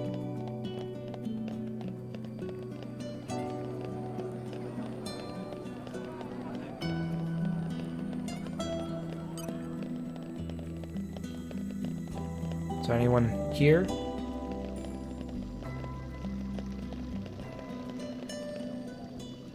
Oh, hi. I haven't eaten a proper meal in 4 whole days. Surely you can spare a little grub for poor old me? I'm sorry. We worked hard to get our hands on these rations ourselves. I can't just hand them over. What did you say? That does it. I'm taking them by force. Trying to assault an unarmed woman? Have you no shame? What? Who are you guys? You're bothering these people. If you leave quietly, we won't hurt you. What do you know about my troubles? Don't talk like you're oh so superior. Step back, you two. This won't take long. Alright. Wait. This isn't even part of... Wait. But theory and praxis are here, so this is definitely part of this quest. But why is it a sub-quest? Why don't you just make it part of this quest?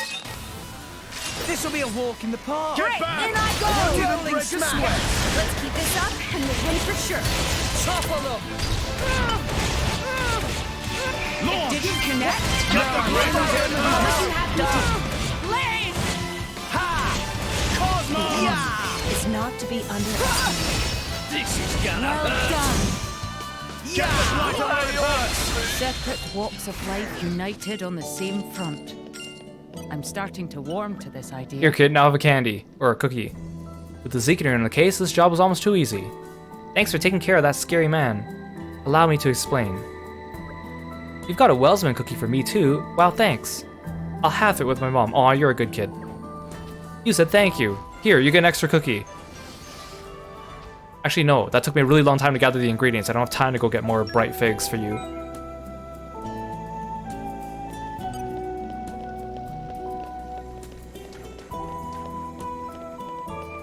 Okay, who else gets a cookie? Hey, Music Drummer 01, welcome to the stream. Thanks for coming by.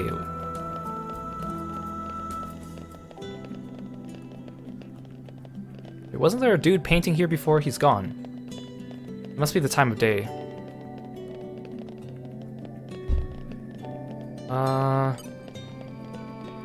Is there an alley back here? There is. Oh, hi. I'll leave this sad dude alone.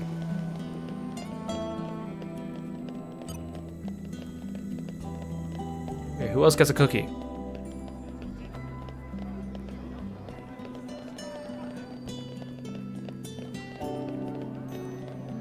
There should be someone in the theater, right?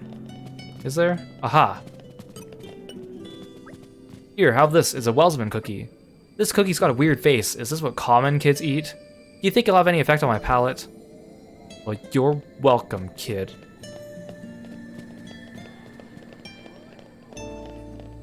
Kids in this town are so rude.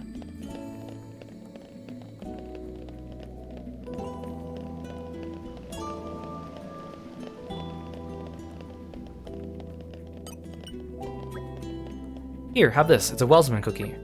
A Wellsman cookie? I'm sorry, I couldn't possibly take one just for myself. I'd like to hear the details. Rex, what about you? Yeah, same here. Can you fill us in? My beloved Sean went off to the land of the beaten and hasn't come back yet. Wait, land of the beaten? Wait, beloved Sean? How old are you, like 10? I'm so worried something might have happened to him.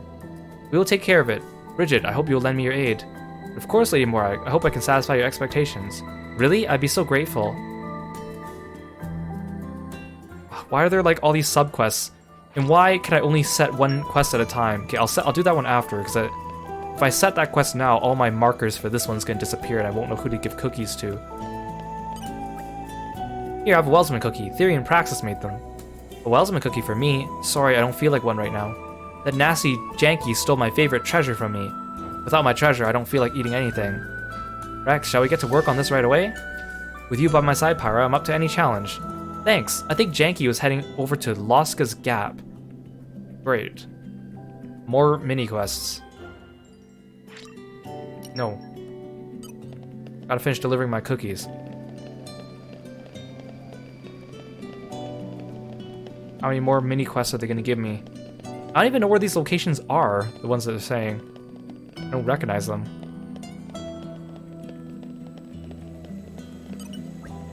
Here, I have a Wellsman cookie. Theory and Praxis made them.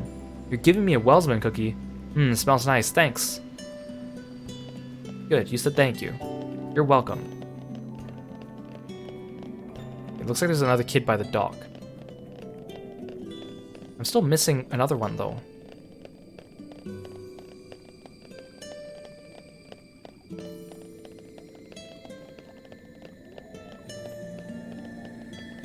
Is it on this dock? Yeah.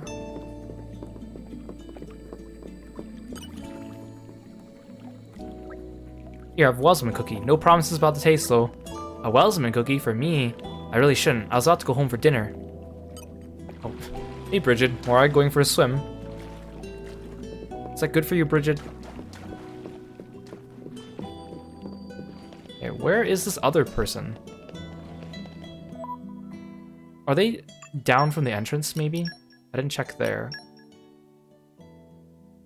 Oh. Here?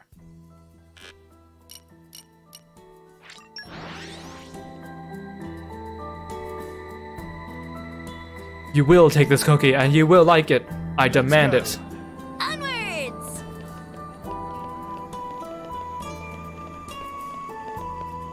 Are they down there? Oh, there you are. I've never been to this part of town before. Oh, there's a treasure chest. Treasure acquired. Don't mind me, you couple, as I invade your private balcony. I just jump?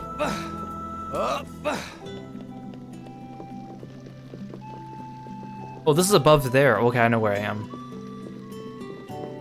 There's a random blade standing here.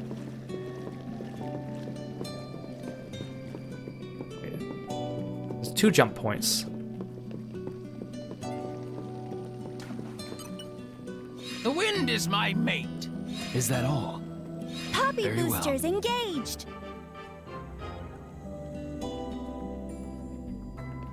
Treasure. You're all mine. Open up! Let's clear this up quick. Erasing.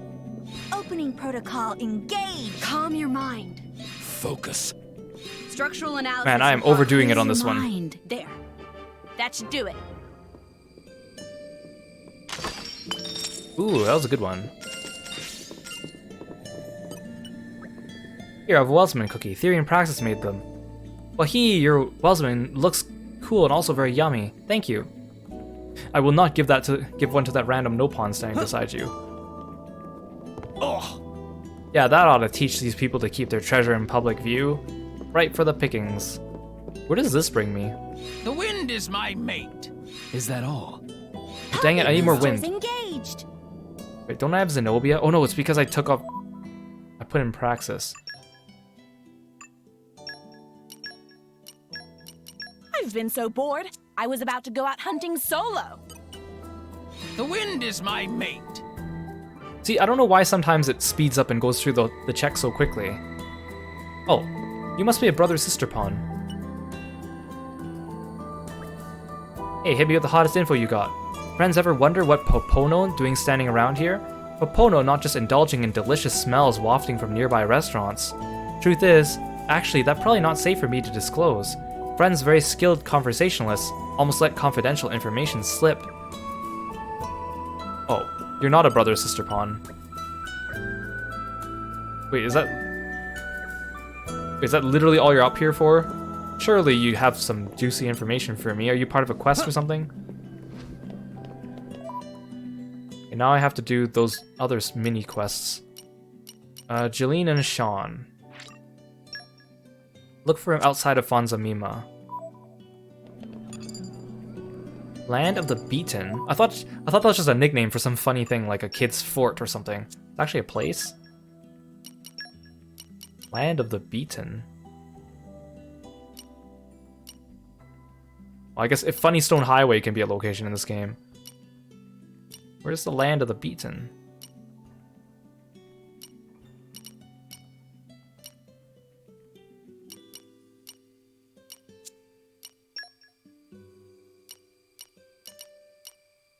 Again, it doesn't tell me unless I actually go there, right?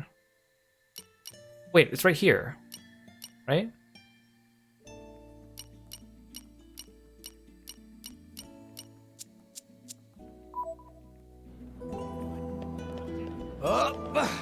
Let's go this way. Where's the Land of the Beaten?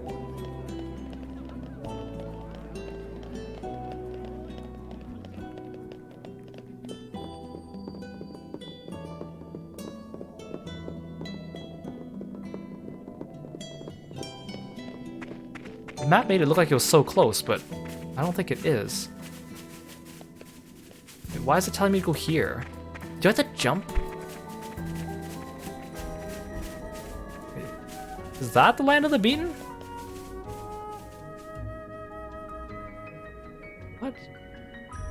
Where's the land of the beaten?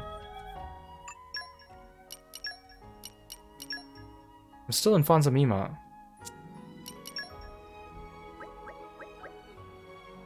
And the thing is, these maps don't zoom in very far. Whenever I try to find location and I Google it on Xenoblade Wiki, they give me like the screenshot of the person standing there, and then you see the tiny map in the corner, the mini map. But the mini map is so tiny compared to this. Half the time, like it's like doing treasure maps in Final Fantasy XIV, except imagine if the treasure map was zoomed in another 5 times.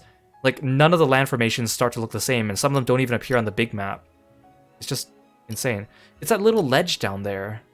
Huh? Can I get there from the old Pilgrim's Road? But if I jump there, I'm gonna die. How do I get there?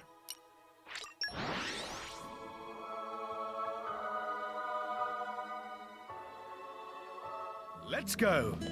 Onwards! Okay, maybe if we go here, we can at least see it.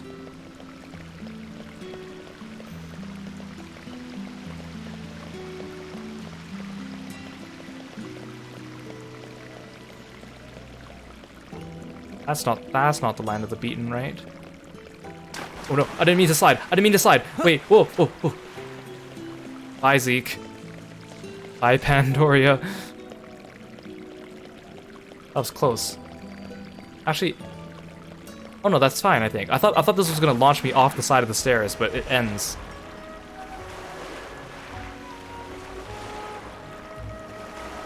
Oh, wait, oh. With thunk. I was worried it's gonna wash me over the edge here. Okay, is it down here? It must be. How do I get down there without dying?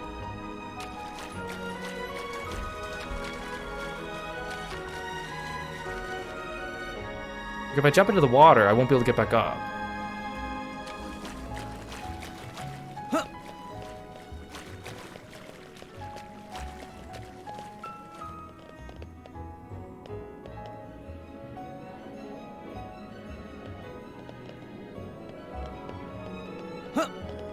According to the map,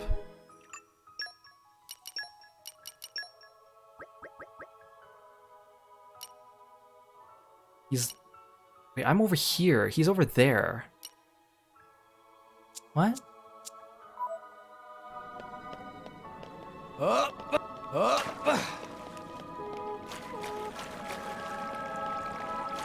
How did the kids get there? Oh, he's there. Right? How do I get there? Oh, I can swim. Alley-oop. Wait, that seems too shallow. That seems too shallow. That seems too shallow. The darkest night is Ooh. followed by a dawn. Morag didn't make it. I've never been here before. Literally the only way to get here is to jump. Hi, Sean. How the hell did you get down here? Are you Sean? Yeah, that's me. Who are you guys? Jeline asked us to look for you. Really? I came here to find a crystal camellia to show Jeline, but then I got chased by monsters. I couldn't find my way back. Yeah, you wouldn't... There's no way to get back up from here. Don't worry, we'll take you back to the city. Okay. It's like you're a big sister now too, Theory. I didn't mean to be like... Anyway, let's head back. Sure, sure.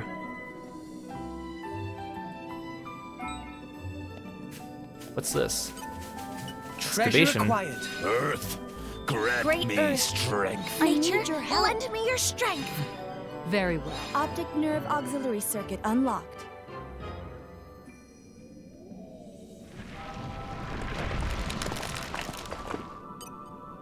Yes, that almost did not go very well for me. Acquired. The number of times I've jumped off places in this game and Xenoblade 1, both when I needed to and both when I didn't need to. I have so many clips of it now. I should make actually, I'm going to make a compilation of Kiro jumping from high places in Xenoblade 1 and 2 and or dying. But I think I'm gonna wait till I finish Xenoblade 3, because chances are it's gonna happen to me again in that game too. It's probably like, if you add them all up, it's probably at least like Shall we? half an hour of just me jumping off things and or dying.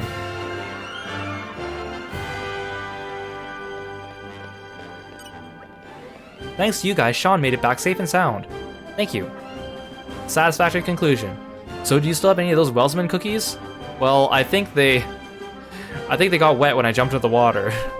Yeah? Thanks, I'll eat it together with Sean.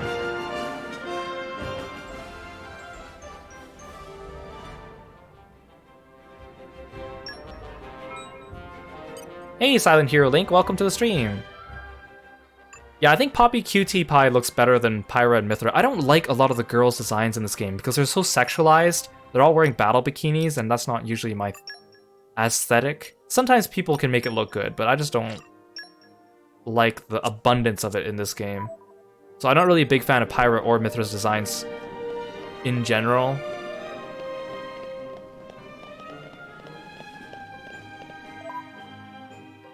Okay, where do I go here?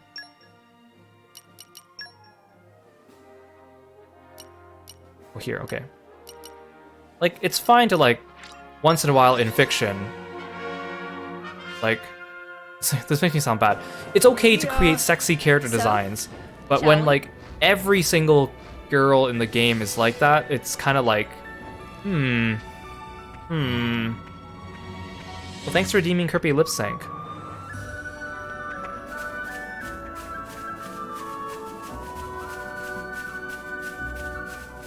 Plus, after a while, having a whole bunch of girl characters all wearing, like, the same type of aesthetic, they all look very similar to each other, and it makes each of them look less unique. Like, if you can't create a character that looks sexy, like, or if you can't create a character that looks sexy without needing to, like, strip them down to a bikini, you need to go back to your character design and, like, aesthetics and abilities and reconsider. Hi, Janky. You're surrounded by all these monsters. Are you okay? You're Janky, right? Give back the treasure you stole from Jammy. What's your problem, old lady? Old lady? Don't you pay him any mind, he's only a brat. Shut up, you big creep. I hope all your hair falls out. Why, you little? Who do you think you are calling a creep? Oh, you're so in it for now. Anyway, stealing from people is bad. Do you want to be a common thief? Shut up. You really got no choice but to give back, or if you're really not going to give back, you leave me no choice. Let's beat him up. I'll be forced to unleash my eye of shining justice. Why is the camera zoomed in so weird? Shouldn't her head be the focus of the screen right now? Also, doesn't Zeke have an eye of shining justice? You stole it from him, didn't you? Say what? Eye of shining what? If I remove this eye patch, my divine eye will seek out any bad little boys and seal them away, never to return. Ha! As if I'm gonna believe a ridiculous lie like that. If you're so sure I'm lying, shall we find out? You may not live to regret it. Alright, fine. I'll give it back. You satisfied? Now, don't go stealing from people anymore, do you hear? The Eye of Shining Justice always knows where to find you. Alright, already, I won't steal stuff, I promise. Damn, your Eye of Shining Justice is even cooler than mine. I got Jammy's mud balls. Wait, I forgot what the quest was about. He stole mud balls from you? Oh, now he's just standing there. He's just staying there shivering. How is he gonna get back to town? He's all scared. I'm not gonna steal anything, so keep that Eye of Shining Justice under wraps. You hear? Bye, Janky. Cool name you got there, Janky. Did your mom give it to you?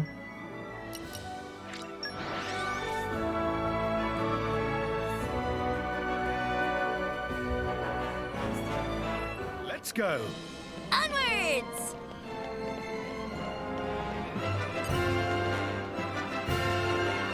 Here you go. Ah, my treasure, thank you. Now I might have the appetite for one of those Wellsman cookies. Thanks so much, really.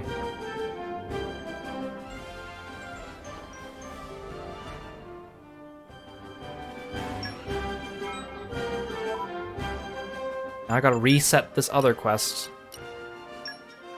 Again, the UI in this game sucks. Okay. Approach Valo and Bio and Vero in the commercial district.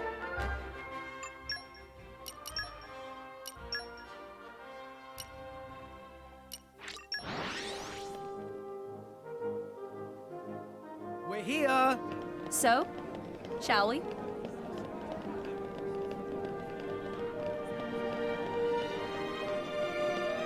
Oh, whoa, all the kids are here. Look at all those quest markers.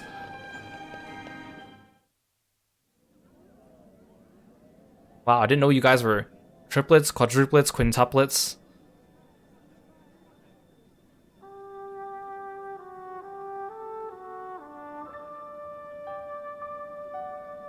Oh, look, she's smiling. Girl. Huh? The smile. Good to know it's in working order. I was smiling? It's like you got really into it there, and a smile just crept over your face, all natural-like. Hey, Theory. Also, her forehead is Why don't you go gigantic. check on Praxis? No, I'm good right now.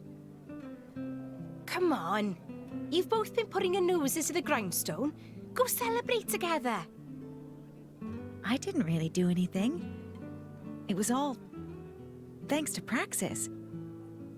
She just doesn't give up.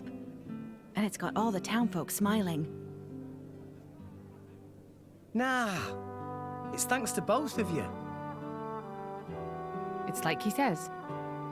I think Praxis doesn't give up because of you, Theory. That's just my theory. It's thanks to that synergy that exists between you that the townsfolk are smiling. Siblings have a duty to look out for each other and amplify each other. This is what's happening here. So, the two of us... Theory! Come over here! Let's all enjoy ourselves!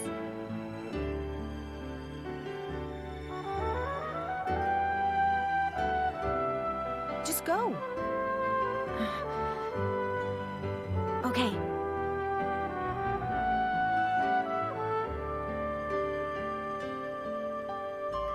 I guess I'll have to. My sister gets a bit lonely if I leave her alone for too long. Hey, what are you saying? I can manage by myself. Hang on, did you just call me sister? I didn't. You great big liar! I didn't! Hey, come on! You know we're about to start. Yeah, quick, quick! Hey, call me sister again! I don't know what you mean.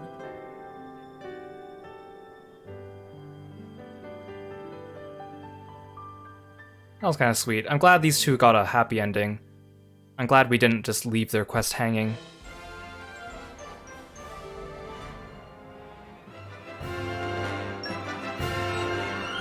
Yeah, I really hope Xenoblade 3 improves the UI. I hope they learned, because obviously Xenoblade Definitive Edition improved a bit on Xenoblade 2. But at the same time, I'm hoping Xenoblade 3 improves, but I don't want to hold my breath too much, because Xenoblade 2 let me down so much. That was a lot of affinity chart stuff.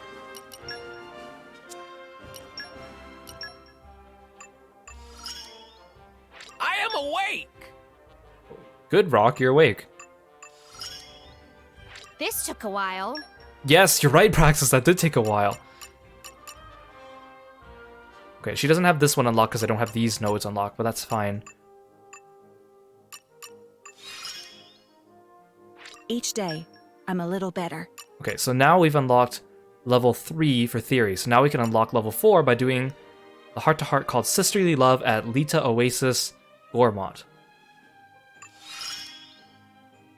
Next goal already in sights. More power always welcome. Cognition circuits updated. Okay, so we gotta go find that heart-to-heart, so it's in Gormont.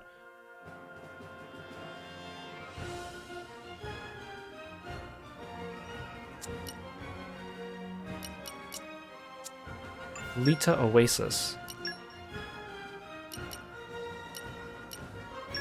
Is it here? Here.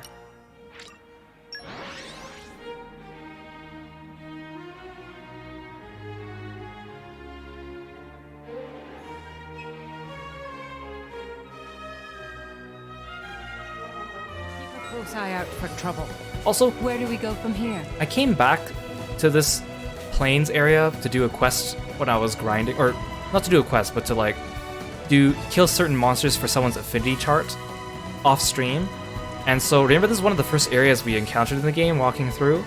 There's still a level like 87 gorilla running around this plane, and he just rampages everywhere. He's so fast, and if he spots you, he basically one-shots you. And it's like ridiculous considering, you know, we came here when we were like level 10, and that guy's still roaming around. It's just, why? Why would you do this game?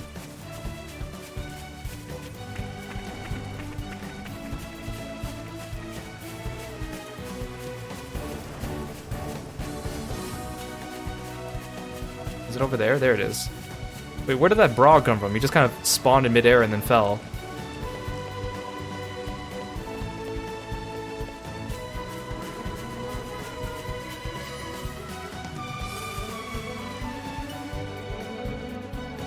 Hey, come on, Theory, this way! Don't rush me, sis. The scenery isn't going anywhere. Don't be silly. What if we miss some kind of amazing moment? Not in this rain, Praxis. Come on, get moving! Praxis seems quite excited. It kind of seems fitting to have Praxis go along with Zeke, and Theory go along with Morag. Yeah. Well, I mean, she's getting a bit carried away, if you ask me. Honestly, I wish she'd calm down a bit. So you say, but it seems to me that you're enjoying yourself quite a bit too. Do you think so? I suppose you might be right. I've got to spend plenty of time with Praxis lately. That's always good. I really like being with her. It's as if you're real sisters, you've come to understand each other. Real sisters. It's as if you're real sisters. You think so? It's hard for me to tell, personally. It's just, well, you know how she's constantly acting before she thinks? I'm always so nervous for her. I can't leave her alone for a moment.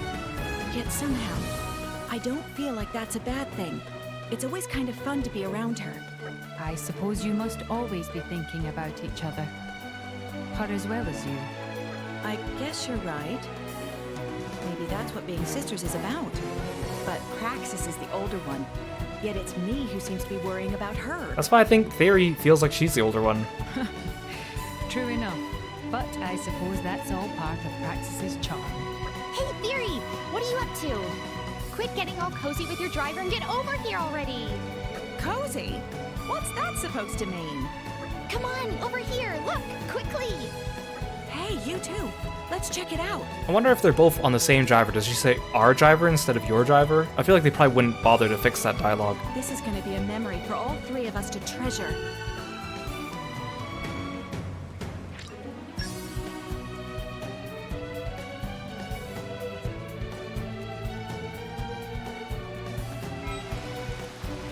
Now here's the other thing they don't really explain. Now of course I can extrapolate, but like, if a blade dies and gets reawakened from their core, they're basically a baby at that point, right? Because they're reborn with no memories. But, I mean, they seem to have memory of like, how things work in general, like how the world works, like what money is, what like, how to eat. Like they're not like newborns is what I'm saying. But they don't have that much information either. Like it's not quite like in Fate, where like the servants are summoned and they're automatically implanted with information about the modern world and how motorcycles work and stuff like that too. Like, it's just one of the things they kind of gloss over. I mean, it's not really important to the plot, but it's another one of those things that's kind of like,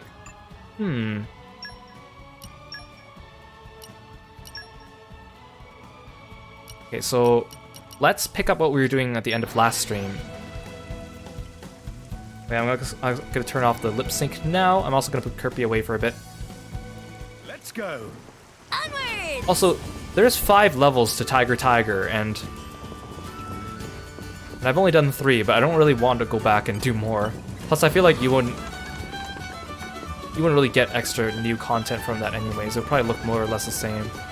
If we have time at the very end of the stream, maybe I'll play some Tiger, but I don't like playing Tiger. Right, I need to have Crosette in the party. I'm done with the sisters now. Wait, who did you have? You had Cosmos. Readied for departure, Master. No, I don't want to do a whole Tiger stream. Okay, where are we off to? Also, Corvin and Polybuster are the same element. They're both light. They're both free tanks that you get. Although Polybuster can be switched around. It just seems redundant. Each day, I'm a little better.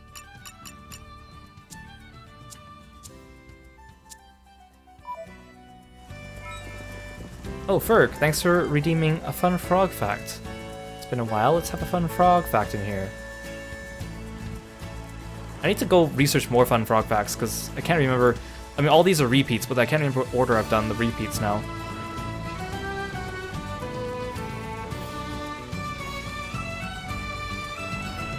Okay, have you ever wondered what the difference between a frog and a toad are? So both of them belong to the Anura order, but they're in different families, so they're related, but not quite. They're different species, or different families in this case. So frogs generally are aquatic, while toads are more likely to live on land near the water. Now, frogs have smooth, wet skin, but toads have bumpy, dry skin. And frogs have teeth, and toads do not. And we talked about before how frogs only have teeth on their upper jaw. They don't have teeth on their lower jaw, which is kind of an interesting thing about frogs. There's your fun frog fact of the day, the difference between frogs and toads. Frogs are aquatic, toads are generally live on land near the water. Frogs have smooth, wet skin, toads have bumpy, dry skin. Frogs have teeth, and toads do not. And those teeth are only on their upper jaw. Oh man, your elementary school raised tadpoles and it was fun. That sounds fun. I'd kind of want to have some frogs.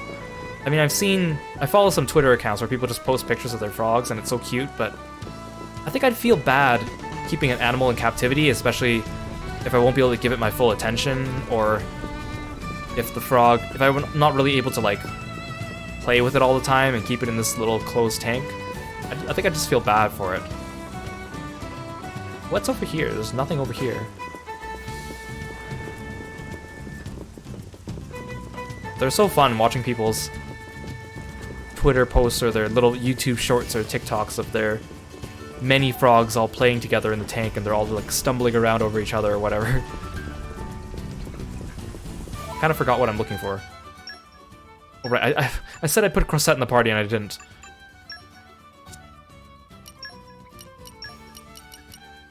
So we're gonna do Crosette's Blade quest because Crosette's a DLC character. Call on me anytime. And she doesn't have a heart-to-heart, so this is kind of the best way of us getting to know her.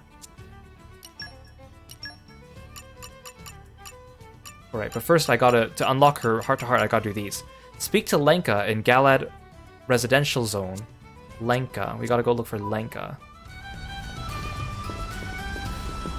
You're Izzy.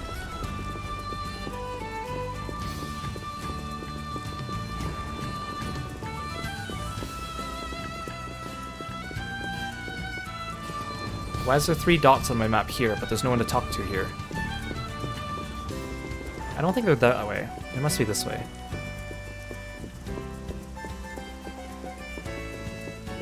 Hey Nyux! Welcome to the stream! Thanks for coming by, thanks for lurking.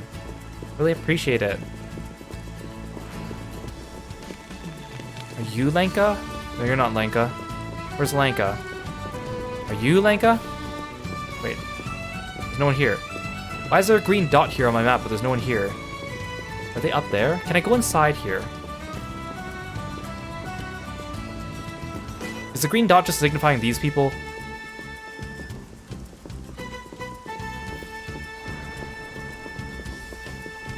Hannah. Where's Lenka? Are you Lenka? No, you're not Lenka.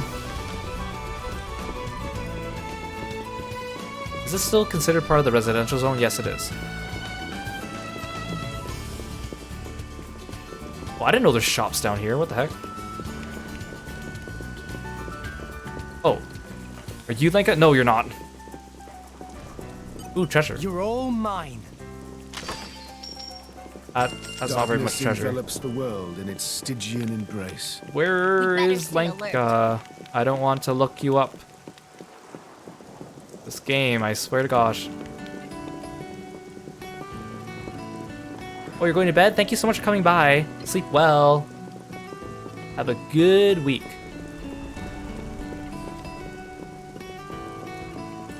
Okay, where's Lenka? Is this still part of the residential zone? No, it's not. The marker disappeared.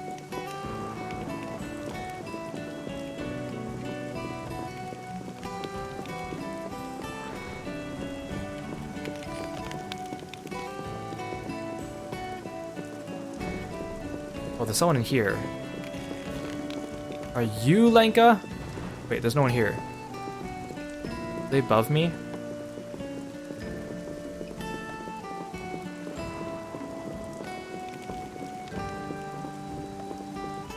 No, this is no longer part of the residential zone.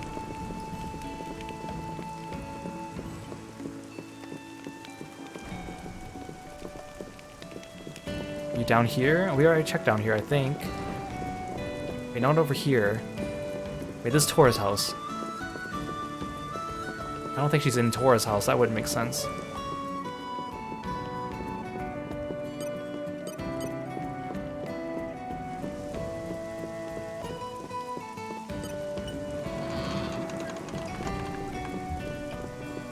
Is this still part? No, this is not part of the residential zone.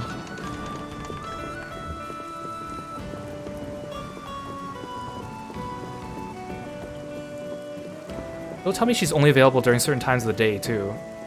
Because that is also a thing. Okay. Xenoblade 2 Lenka. Lenka is a young Goromati in Xenoblade Chronicles 2. She can be found in front of the stairs on the bottom left of the Galad residential zone in Torgoth after Crosette is awakened.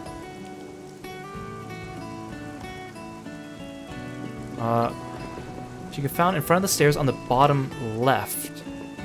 Okay, so this is the bottom left. He's at the bottom of the stairs. There's no stairs here, right? Oh, there's stairs here. Oh, can't get that way. Oh, almost fell. I don't think she's at the bottom of these stairs. Is there another set of stairs over here? No, there aren't. Maybe she's at the bottom of the other stairs when I get...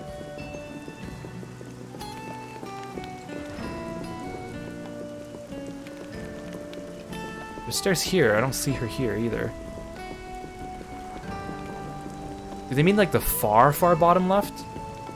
You're not Lenka, right? No, you're not.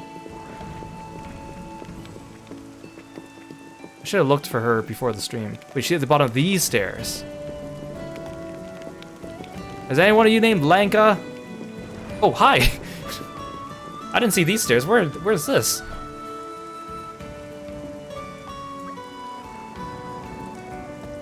There we go. I wonder what's happened there. We should try and find out. Hey there, little one. What's the matter? My mom and dad went out. They've been gone a long time, and now I'm worried, and...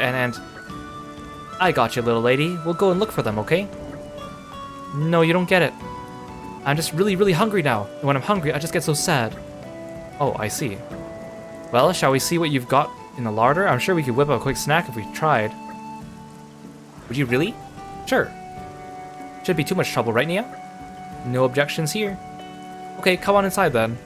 But, wait. So she clearly has food, she's just too lazy to cook it. Surely you have food that you could just eat right away, right? Pyra, you're my hero. You didn't even know what that little girl, or you didn't even know that little girl, but you still went and cooked her a feast. Oh, it was nothing really. We couldn't have left her crying there. That's our Pyra, always a champion of the people. She sure is, and she shines brighter than any sparkler. Not the comparison I'd have gone with myself, but okay. Oh, your hair is on fire, Crosette. I'll just do whatever it takes so I can be just like my hero someday. Well, that's nice. Let me know what I can do to help. After you check Crosette's affinity chart, you'll be able to use her cooking skill at Tora's house.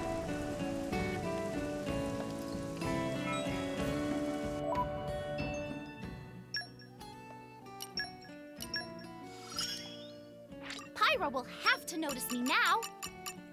Okay, so now she can cook at cooking stations like Pyra's. Although there's very few cooking stations in the game. I think it's just Tora's house, maybe like the canteen in Ardentum.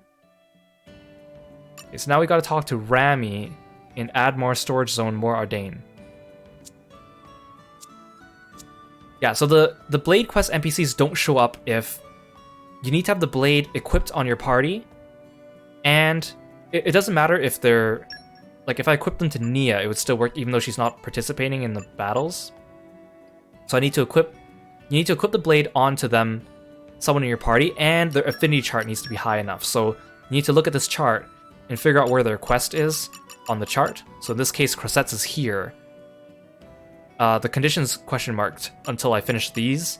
Once I finish these, this becomes unlocked, and it says condition, complete the quest, blah blah blah, whatever it's called. So, same with the heart to hearts. If you haven't unlocked that ring of the infinity chart, then it won't appear. Like, for instance, if I didn't unlock level 5 here, this wouldn't even be available and it wouldn't show up for me.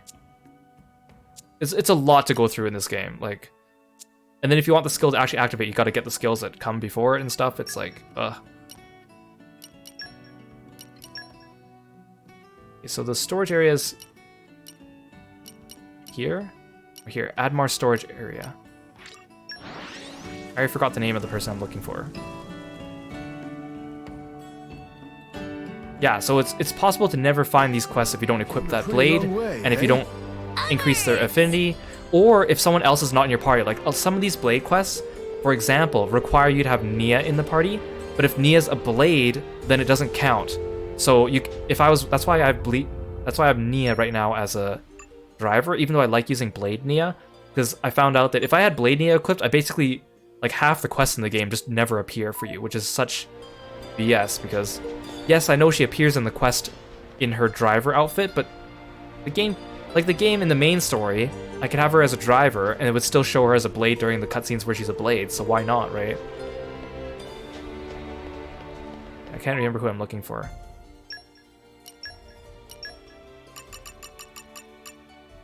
Rami, okay.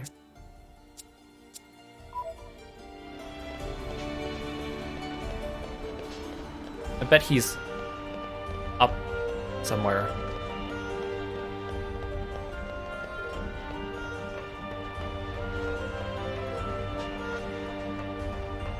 Shot. Her name's Shot.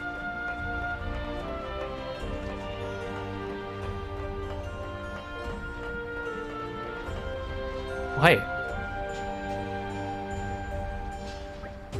Oh dear, that child seems troubled. We should see what the matter is. Hey there, little one. What's the matter? Is it another kid that's too hungry but has food in their fridge they just don't know how to cook? My mom and dad went out somewhere and they've been gone a long time. And now you're hungry and upset? How did you know? Oh, you know, I'm just kind of like that. We got some ingredients at home. We can try and make you something. How about it? Yeah, let's just invite these random strangers into our homes and get them to cook for us. Really? Of course. Just so you watch, Pyra. I'll make him a meal he won't soon forget. Okay, give it your best, Crisette. Why is Morag standing there? Is she gonna say something? It burns!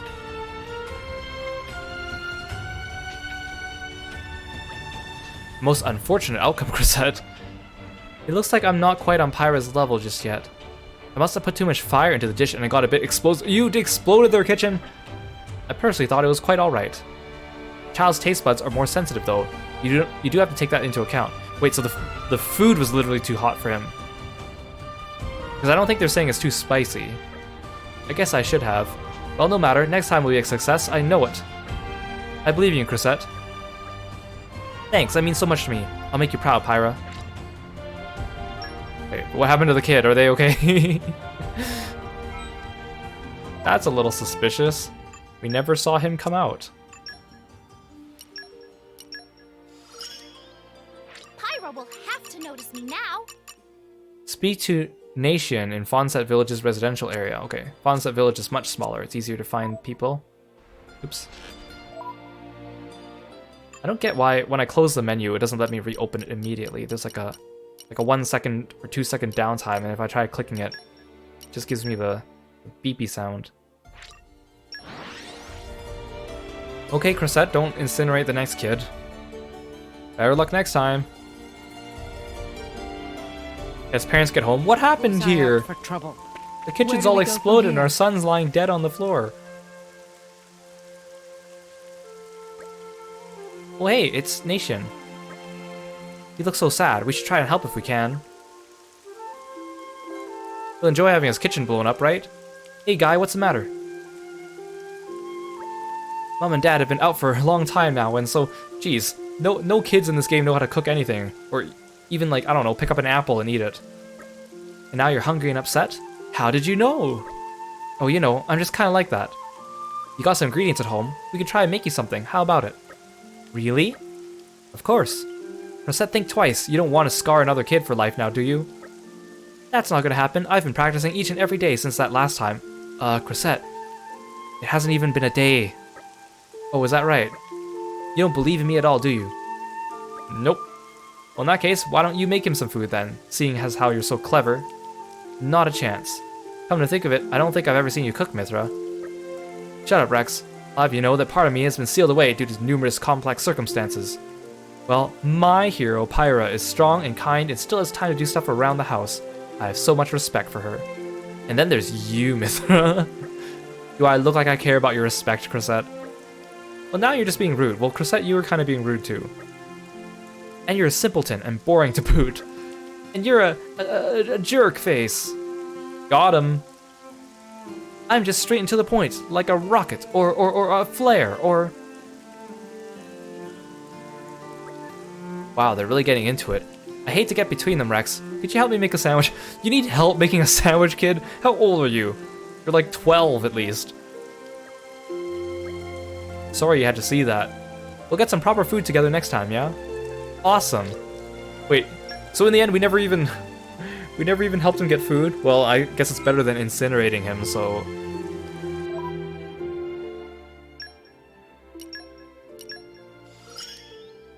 Pyra will have to notice me now. Okay, which kid are we gonna scar next?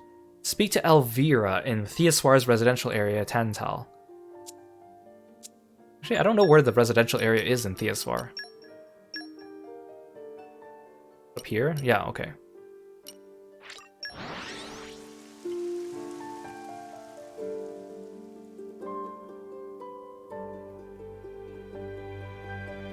Keep a close eye out for trouble. Where do we go from here?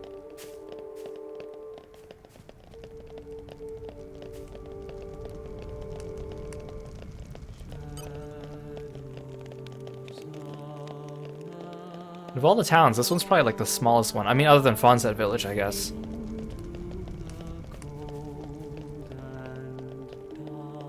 Although despite Theoswar being quite small, there's still places where they hide things. I still found a couple extra shops in this place that they hid.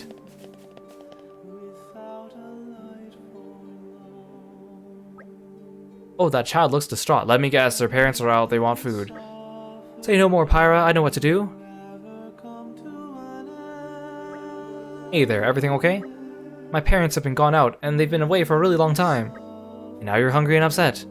No, that's not it at all. Oh! Spoiler! Plot twist! What? That's impossible! We all know the kids standing outside their houses crying when their parents are away because they're hungry. Ooh, plot twist. That's what I said, Zeke. So what's wrong then? A bully. A bully hid my house keys. And now I don't know where they've gone, and Mom and Dad aren't here, and I can't get into my house. Unacceptable. That's not a prank, that's abuse. I'll go and teach that bully about the boundaries of humor. I'll teach him a lesson by cooking for him. Oh, there she goes. Right, she skates around, I forgot. Rosette, wait. Too late, she's in the wind now.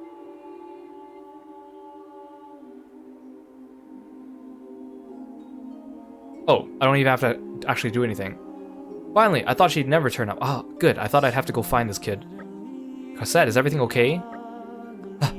Sorry, it took longer than I thought. But I got the bully to spill the beans and I got the keys back. Gosh, thank you, miss. Thank you so much. You're very welcome. When something rubs you the wrong way, you get really fired up, don't you? Heh. I was wrong about you, Cressette. You've got more guts than I gave you credit for. Yeah, you have so many guts for chasing down a little child.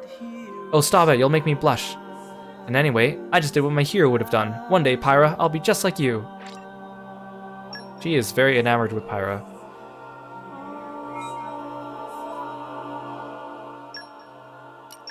Okay, now we can actually do her quest. Pyra will have to notice me now.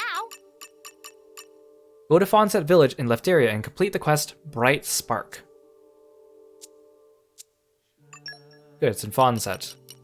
I like Fawnset. Easy to navigate. I hope I don't pick up the wrong quest, because I don't know which one it is. Because you can't see the quest name before you accept it and talk to the person. Let's rest a spell. So, must be this one, right? Shall we? Latina? I should double check. I wish it would tell me the NPC. I just don't want to trigger a cutscene for something that I don't want to do. You can be received from Latina. Perfect. This is the same house where that kid was. Oh, it activated before me even talking to her. Hey, that's Latina. I wonder what's wrong. We should go talk to her. Are your parents out? Are you hungry too? Do you want us to cook for you? Something happened? It's the children. The three of them went out to play at the edge of the village, but haven't come back yet. Is that Nation, Aaron, and Arena you're talking about? That's right, Rex. Are those the kids we spoke to before? Yeah, that's right. That's a little worrying, huh? We'll have to find them quick. Come on, everyone, let's get a move on. Later, skaters! Rex, hey, hold up a minute. What's up? Did you help my kid make a sandwich the other day? I can't believe he didn't know how to make a sandwich. Can you believe that? Is that a reflection of me as a parent? I'm having an existential crisis right now, Rex. Please, help me. It's my husband too. He went to look for the kids and never came back either. Raymond too? This is very bad news. We really do have to find them quick. Miss Latina, any idea where could Raymond and Little Pond go? The kids said they were going to play in the direction of Yesheva Harbor, so you might have a look there. Got it. It's just the next island over. No time to waste then, Rex. Agreed.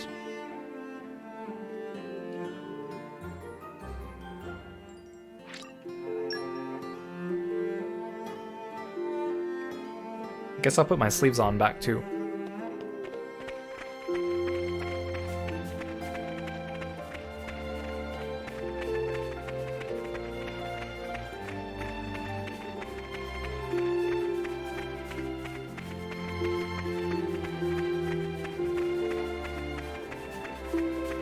I'm making the game better. Thank you. I'm glad you like my ad-libbing. Gotta spice it up a little bit. Keep you on your toes.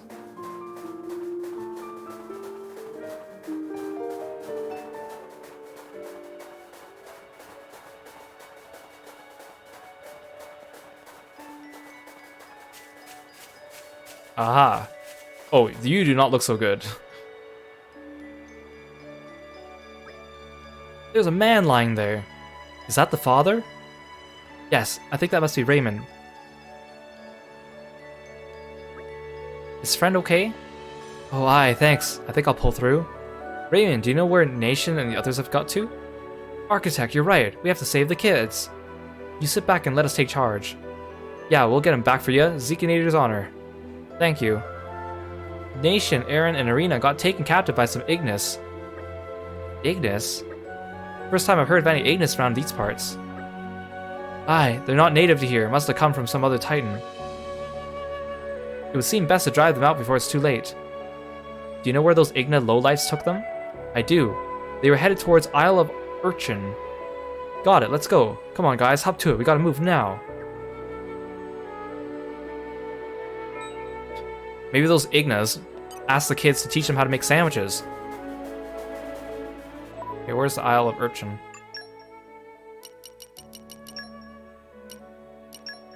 Oops. It's over here, okay. The thing is, you can't actually climb up this ramp going from north to south because it's like a slide of sand. So you actually have to approach this from the south up, which means you have to go all the way the entire Leftarian archipelago just to get to there. Oh, also I found out how to get to this island here, the Isle of Terminomni. It's not connected to anything. You gotta jump off here into the Cloud Sea and then swim to it. There's also another one here. I think you can get to it by jumping across a couple moving islands, I think I'm told. Same with this one too, but I don't really need to go there.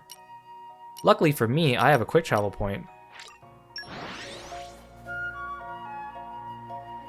We've arrived. How did those Where do Igna we go climb the from sand here? slide? I must find out.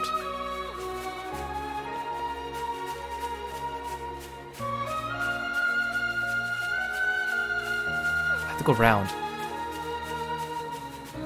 Yeah, gosh, there's so many birds in Lefteria. The first time we came through here, I basically got chased around by an army of birds.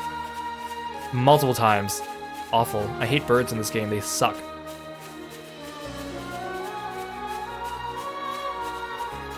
You aggro like one of them and like they tell all their friends, and then every single bird on the entire continent's after you.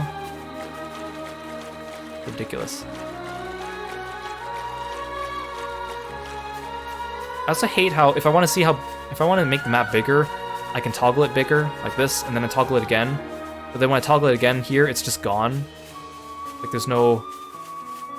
I have to press it again to make the mini one come up. It's just kind of annoying. You gotta press the button like 5 times just to make the map viewable.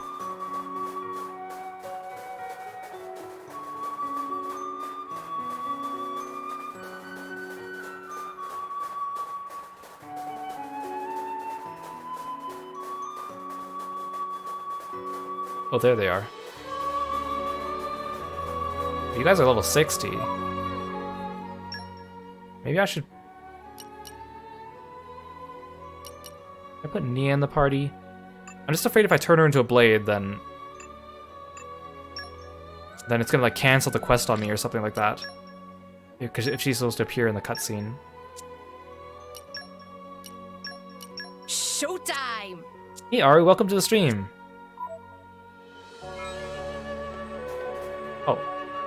Oh, I was gonna check her affinity chart. Oh well. Wait, no, she's still here. Okay, good.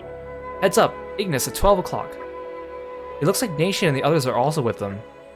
They don't look like they're in. Oh, they don't look like any tribe I've ever seen. Could they have banded together to organize their actions? Poppy also see Blade silhouette. They've got blades now. If an Igna with potential touches a core crystal, a blade will be awakened. It's not unheard of. See, yet we don't consider the Igna people. It's the same with Xenoblade 1, where they're like, the Monado can't cut people, but you can cut Igna with it, apparently. That's racism. What it is, though, is a bloody nuisance. Nation and the others are in major danger. We have to do something. Let those children go, you jerk faces. Later, skaters. What's that? Wait.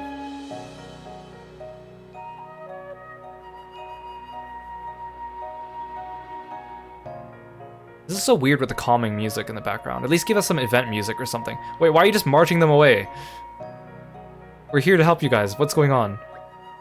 The Igna is surprisingly good at giving direction. Tone was firm, yet commanding. I didn't hear a thing, Tora. We should be giving them a beating, not an ego boost. Come on, let's back Crescent up. Hey, they're literally right there. How did Crescent not catch up to them? Oh, she's got a Naruto run thing going on. Sorry guys, it looks like I spooked them. Don't worry about that now, Crescent. It's time to kick some lizard tail. Indeed, there will be time enough for introspection later. Okay, bring it on. Dynamic spark sword! Blades! Rolling smash! Let's keep Oh, these guys are chumps. Armor failed! Well done! Enemy force. Even at level 60, I don't have to worry about anything. There is a reason why I have lost firepower for sure. Sword back! Enemy's element is now you shall get it talking. I guess I really am the best. Good. Are you ready to go? Don't get them up. I am come. Ha! Saber slash! The enemy's element is now wind. These balls are so weird to attack with, because I can never tell when to press the button to chain my combos together, because I can't tell when I'm attacking. Strong shot! Raging charge!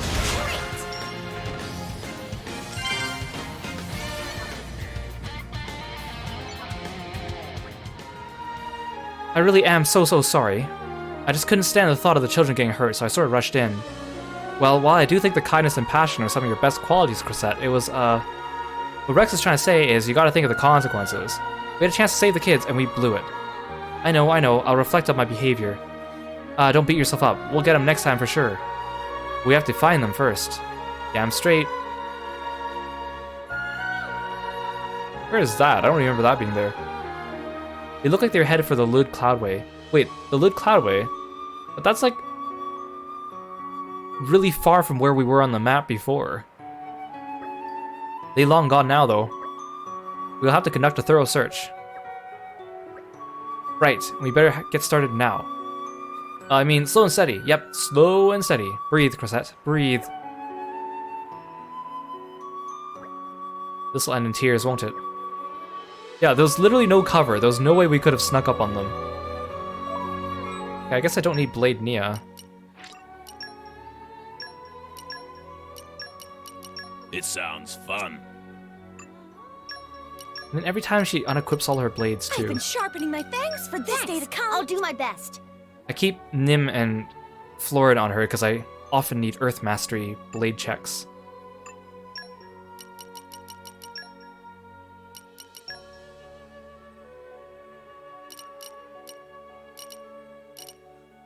Wait, we're still here. We haven't moved from where we were. So, wait, they went that way?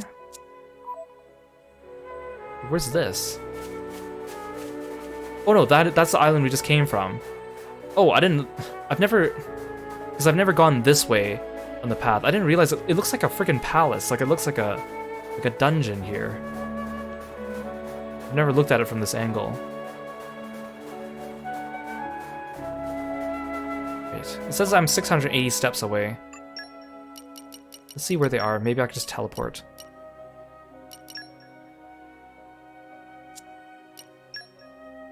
Yeah, okay, let's just do that.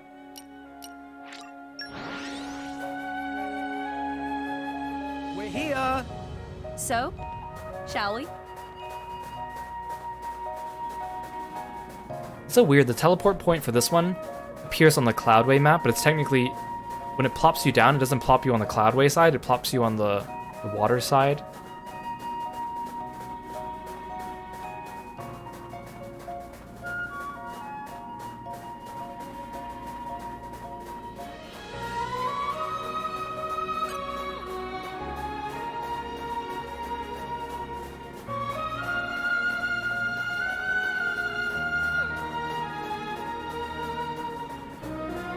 They're over here. Get him. There.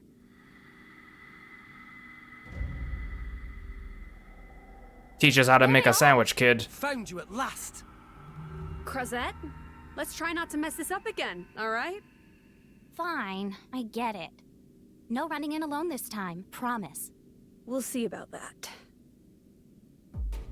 3 dogs' bodies, 1 boss man, and a blade. Looks like they've beefed up the security. They've got this place locked down. All right. What approach would you suggest then? Well, for one thing, they've nowhere to run. So I go in and I start Let's hit 'em blasting. first and hit him hard. I like that plan. Well, no surprises there. Hey, I thought it over carefully. I cannot recommend that course. Why's that? We're in the open. No matter our speed, it's pointless. The instant they catch sight of us, they can move on the That's children. why we should have just chased after them when we first saw them. They didn't get away that quickly. Are we sure about that? Distract them with your We see cooking. them as nothing but food. Whether they're alive or dead, it makes no difference. So what do we do? Could we lure them away somehow? Their leader knew to post sentries at strategic locations. They seem too disciplined to fall for it. Agreed. Mithra, could you take that one? Well, I've run the ballistics, but... no. He's too close to the children. Oh, right. I've had it. If you think you can eat me, you're dead wrong. Well, I guess we don't have a choice. Oh, he hit the kid! How could you? I thought we were gonna like rush in and block him or something. Hey, no, hold on. Later, skaters. I can't just stand here and watch. Same old same old. I guess we're all going. So what did we learn this time, Chrisette? Just do things the same as usual. She like one-shot them. Wait, that one did nothing. Oh no, I'm sorry. Looks like I did it again. Well, we're all fine now. Nah, don't worry too much. And look, you did manage to give us a way in. Pyrus-san, she praised me. It was a most clever distraction. That was not a clever distraction at all. She just ran in guns blazing. It's not like I wouldn't have done the exact same thing, you know? Oh, my hero. I do like Chrisette's design, There's though. no time to waste. Let's get these children back home. Yeah.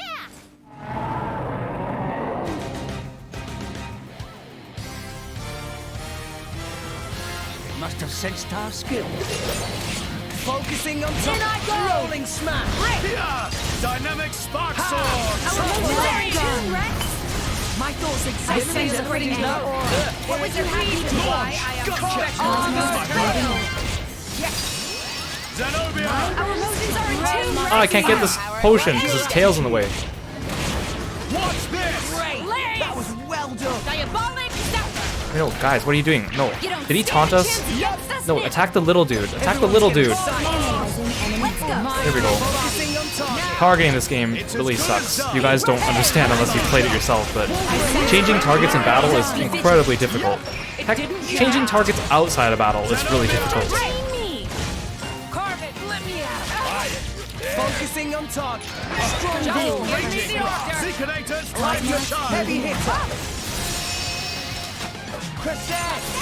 The enemy's element is now wind. Haywire, chain shot! Andoria! Bridget, to arms, Lady Morag. Ow. I just got knocked over. Rolling smash. Everyone's in sight. I'm on the Action blade. You have unwavering determination. Listen, you really got it.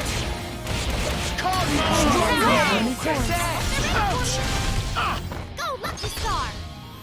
Andoria! Whoa. She like My dead jet boosters herself up into the air. Zenobia! More enemies to Brave throw. Draw the enemy's attention this way. enemy force. Touchdown. The enemy Show shield. off! Eat it. Andoria! Yeah. Wolverine. It's easy. Seekonators, time to shine!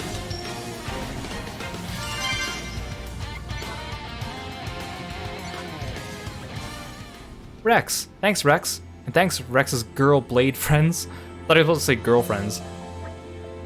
You're welcome. I'm glad everyone's alright. Yep. For a second there, I thought we were all going to be eating at lunch.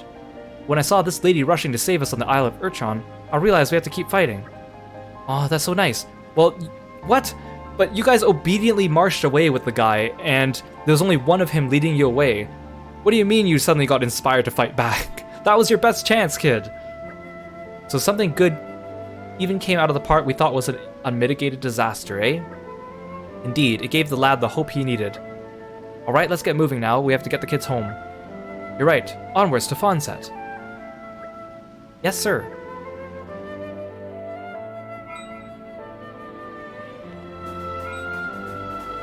What's this? Segmented waterfall. Come out, come out. Here, fishy fishy. Not so fond of fish?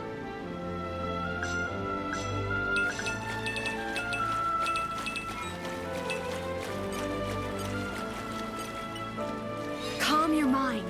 Focus. Structural analysis in progress. I need 4 ice. That should do it.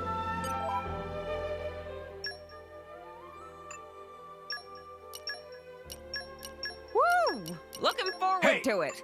You're the boss. I'm the boss. I hope I won't disappoint. Don't let me get rusty. Is that enough? Stay frosty. Freeze everything. It's ice time. Useful, right? Calm your mind. Focus. Structural analysis in progress. Clear your mind. There. That should do it. Oh. What does that do? Oh, I can climb it. Wait, what? Wait, what? How do I climb this? It's a freaking ice wall. How do you have any grip whatsoever, Rex? This makes no sense. I call shenanigans. The kids fighting didn't do anything. All he did was provoke the dude with a club to hit him. You're all mine. The kid's training to be a tank, don't worry.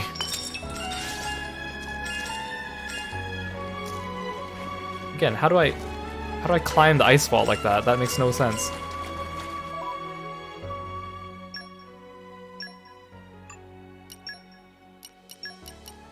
Readied for departure, Master.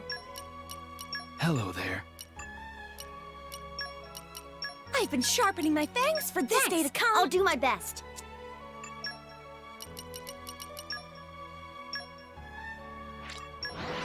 What about Raymond? Is he okay? We just kind of left him face down in the dirt. We're here. So, shall Oh yeah, it's daytime now.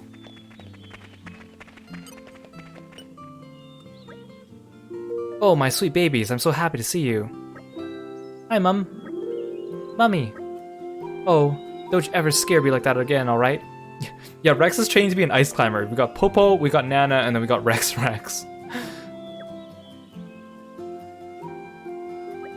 My family's back together, all thanks to you. I don't know how I'll ever repay you. How would you like to stay for dinner? You'll be a bit thrown together, but you'll be the guest of honor. Well, if you insist. I don't think we turn down a hot meal.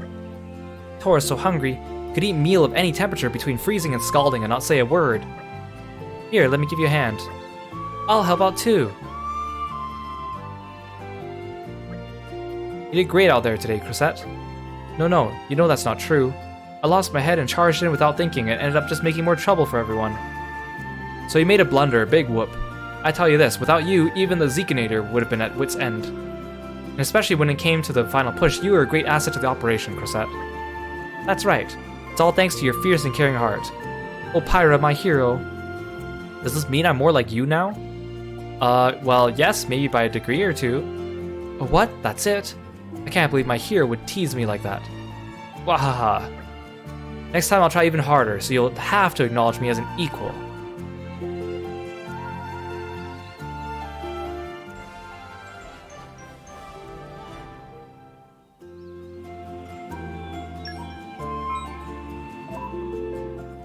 You know, I equipped Crisette originally, or I awakened Crisette originally on Zeke.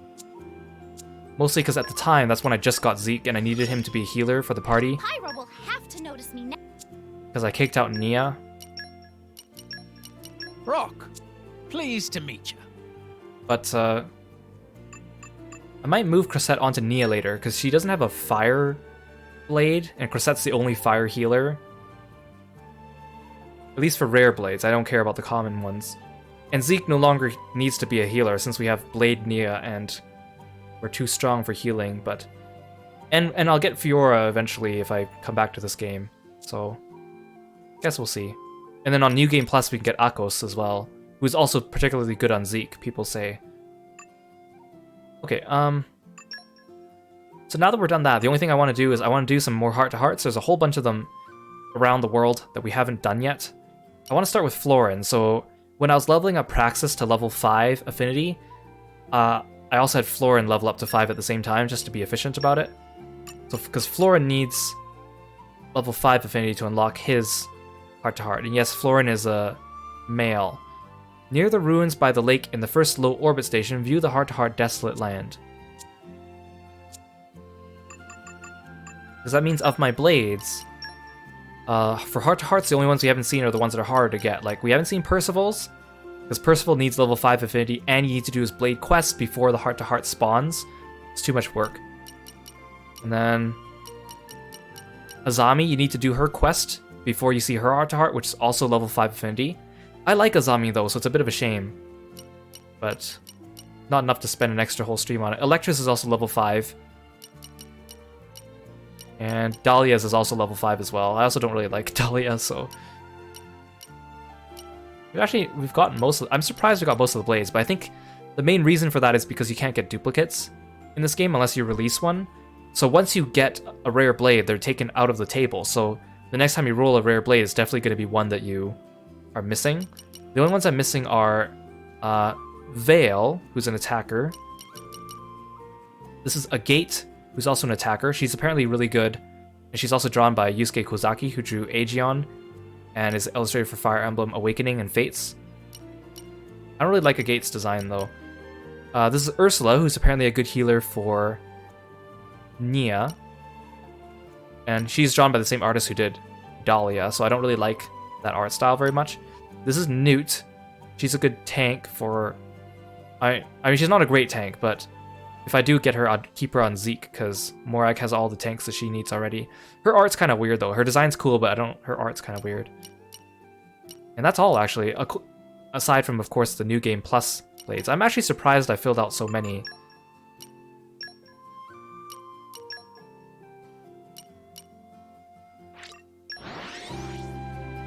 Okay, let's see what Florin's heart-to-heart is. And then we'll just go systematically through the areas and do all the missed heart-to-hearts. Let's rest the spell. And I think that'll be... Shall we? That'll be it for this game.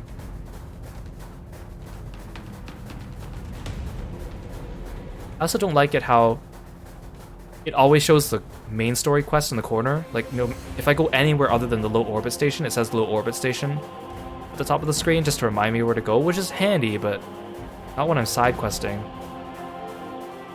Especially since it's a big spoiler marker every time I open up my game for anyone that's watching my streams post-game that didn't watch the main playthrough. Okay, it's over here.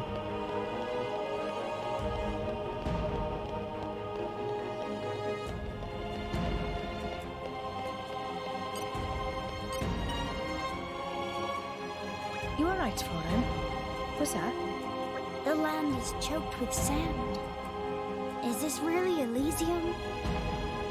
No flowers, no trees, no grass. Just a barren plain of rocks and sand. Look! I bet that was a beautiful lake once. He's dressed kind of like... He reminds me of Rydia from Final Fantasy IV. But there isn't even a drop of water left. I suppose they don't get much rain here. Well, considering there's no real sky above us, yes. Water is essential for life. And do you see any life around here, Florin? But there isn't any here. Yes, exactly. This place is completely barren. Some places have a drought now and again, but they still have a little hope. This place, it's just dead. There must be some way to bring greenery back, or it's pretty sad to think the land might have died forever. Let's be optimistic. There must be some way to bring back the greenery. No roots can take hold in sand like this, and nothing is going to grow without water. Wait, maybe something can grow. Well, you know life is a powerful thing. But you just said... It may be too dry for seeds here, but... We could get some seedlings from somewhere else and plant them here. Yes! Well, what else did you think I was going to suggest, Florin? That doesn't really solve the problem of the earth and no water, though. At first, they probably won't last very long. But as plants die, their remains fertilize the soil. They'll be giving their goodness back to the next generations. Okay, guys, the next Rune Factory game is going to take place right here in Elysium. It'll take a while, but do it enough times, and eventually, this dead land can be restored to life. That's more like the Florin I know. Yes, thank you. I'm going to do it. I'm going to bring back the vegetation. Okay, I was expecting a more interesting heart-to-heart, but... So for Florin as well, he's also got this Beguiling Charms skill, which there's like random NPCs around the world that have like problems, and if you talk to them, they're going to... The only way to solve them is to up your Beguiling Charms. So like here, captivate all with your charming appearance exclusive to Florin. Speak to townsfolk and use Beguiling Charms to obtain items. You do it 4, 7, and more times.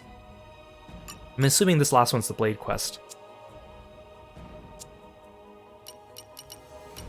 Okay, so now let's just go around the world and look for all the heart-to-hearts that we have not done that are spawned on the map. I'm not going to do full completion of all the heart-to-hearts because obviously I don't have all the blades, and there's some that we won't have the requirements for, but at least we'll be able to do the ones that have already been told to us. Okay, so there's none in Argentum. Oh, there's one here in Torgoth. Well, I know how to get... I saw this one. This was the one on top of the roof that I didn't know how to get to before. I figured out how to get there.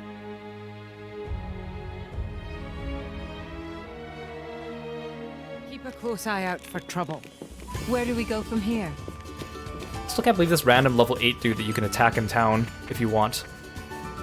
I saw... If you look at the wiki page for Poppybuster, there's some screenshots of Poppybuster, and then one person added a screenshot of Poppybuster showing off what he looks like in battle, and you can tell that he's fighting this level 8 dude, because they're in the middle of Torgoth, and you see him targeting this poor level 8 guy with Poppybuster.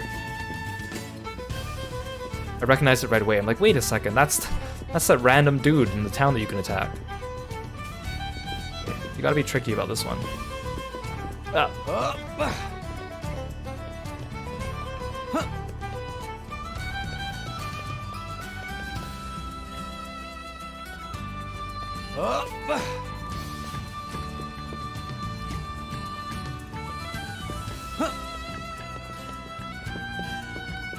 At least the platforming in this game isn't awful. There's some areas where it's pretty bad, though. Again, I'll say it, if you're going to have a game that has platforming in it, you need to have very tight controls to control where you're going to go and where you're going to land perfectly. But then if you don't have that and you put the really tight platforming in your game, it just doesn't work. I'm looking at you, Final Fantasy XIV. Also, what was another... There was another game we played that had really tight platforming. Oh yeah, Shin Megami Tensei 5 had a lot of really tight platforming in it, which was really annoying for a game that doesn't actually have real jumping mechanics. Was that the only one? I think so. I'm still... Amazing. You get a great view of the town from here. I'm still pretty impressed by the environments in this game. Not only are they very detailed, but they're also very large. Especially for a Switch. Like, once you load into, one continent, you can basically just keep walking and it just keeps loading it ahead of you. You don't have to do a loading screen. Told you so? When the Zekinator says there's a good view, he doesn't lie. Matter of fact, it's the best view in all of Torgoth. You're not from here, are you, Zeke? You seem to know quite a lot about the place. Well, you see, last time I was here, the old geese at the inn gave me the lowdown. Oh, right. You used to travel all over the place, didn't you? Do you know a lot about other places apart from Gormont, then? Oh, yes. You wouldn't believe some of the things I've seen. But listen, I want you to tell me something. What does this scenery right here make you think of? Such a big, lively town, or honestly, I think I prefer Fonset. Well, let's be positive. It's such a big, lively town. Yeah. Sure. But you know, that's just a facade. It's what they want you to see. It's when the game builds a town and creates all these empty buildings to make it feel like it's fuller than it is, even though you can't explore most of it. And realistically, this town would be much larger and there'd be more people and there'd be more houses everywhere. But the game doesn't want you to remember that, so they make everything really big and really crowded and really tight, so it looks like there's a lot of people, to give you the illusion it's a real place that people can inhabit. Is that right, Zeke?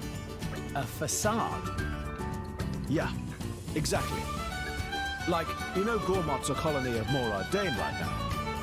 Well, the only reason the town looks so lively is because Morard Dane has a military base here. Most other settlements in Gormont, everyone's doing hard work like farming and lumberjacking. And most of what they produce, they export to Morard Dane.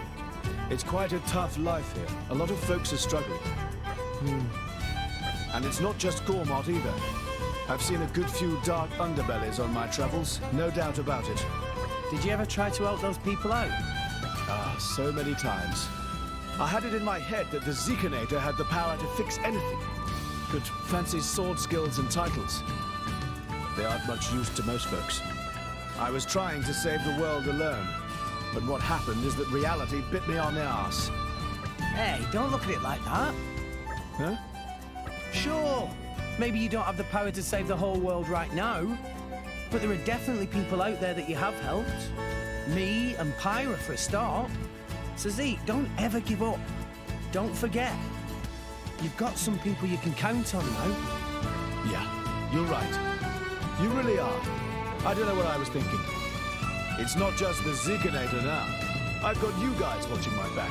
The conversation took a strange turn. They're talking about how big the town is instead of talking about upping his self-esteem issues. Some of the things I couldn't do back then might even be possible now. Right? So let's keep doing what we can. All of us, together. Yeah, I just gotta put my back into it. Look out, world! The Zikanator's coming to rock your socks off! I like how Pyra and Pandoria are just in the back. Whew. That sure felt good. Your turn, Rex. Let your manifesto out. Manifesto. I'm gonna get Pyra and Mithra to Elysium or die trying. That didn't sound very loud, or shouting, or passionate. Yeehaw! What are you two doing? You're embarrassing me.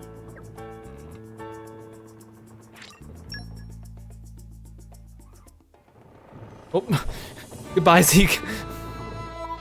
Sees him jump. Okay, so we're done with Torgoth.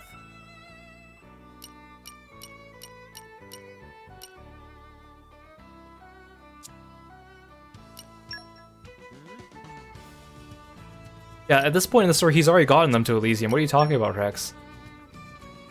Okay, none of these are heart-to-hearts, thank gosh. I don't like navigating this area in Gormod. It's so big. And there's that level 87 gorilla running around.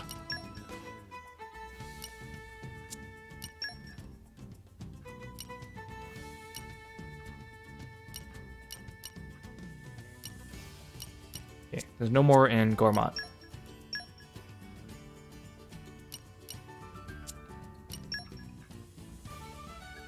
Oh, there's one here. In the theater. Well, actually, there's two. Let's go to this one first. Saw these earlier when we were running around. We came a pretty long way, eh? Onwards! Wait, no, I have to go around this way because these stairs do not connect to those stairs.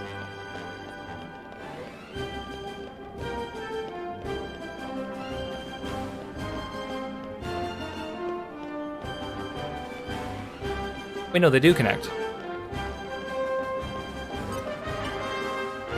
This looks like as good a place as any to have a proper chat. So, what did you want to discuss? Well, listen, Morag. What do you think of me?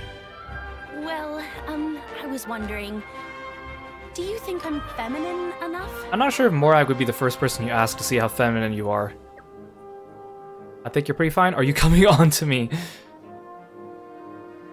I kind of want to say, are you coming on to me, but I know if you pick the better option, it gives you more affinity points. Ah, what the heck, I'm picking this one. If this is a come-on, I'm very flattered. But you know I'm a woman, right, Pandoria? Oh, Morag, don't worry about these things, come on. This is 2022. I must admit, I didn't take you for... well... For what? Are you going to say it, Morag? Are you going to say it? Oh, Morag, you're so funny. Oh, she actually liked that response because she thinks it's funny. Okay. That's not it at all. I wasn't confessing my love or anything. I just wanted to ask you about my femininity. Maybe this was a good option. Really? You came to ask me about femininity. You dress like a dude, but you're so pretty. You must know a thing or two. It's like a backhanded compliment. Your hair, your skin, your nails, always so on point. Morag is the best, though. You have better eyes than I give you credit for. I just noticed that stuff. I'm a girl blade, after all. Like, I think of all the playable characters in this game, I think I like Morag. That's not counting the rare blades. I see. Sounds like there's some man that you want to notice you, Pandoria. No. Nothing like that. I was just watching you and Bridget and wondered what kind of stuff you do to look so sophisticated. Is that so? No word of a lie. Both Bridget and myself import the elastifying tonic and freshening gel especially from Argentum. Titan oil hand cream also even very useful. I see. I'll ask Zeke if he can buy some for you too in future. What? No, don't do that. Oh? Let's keep this on the down low, okay? Nobody needs to know.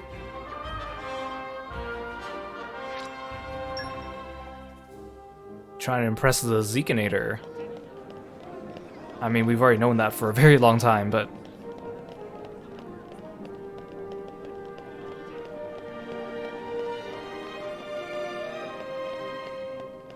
So the other heart-to-heart looks like it's in the theater. We haven't actually come back here since.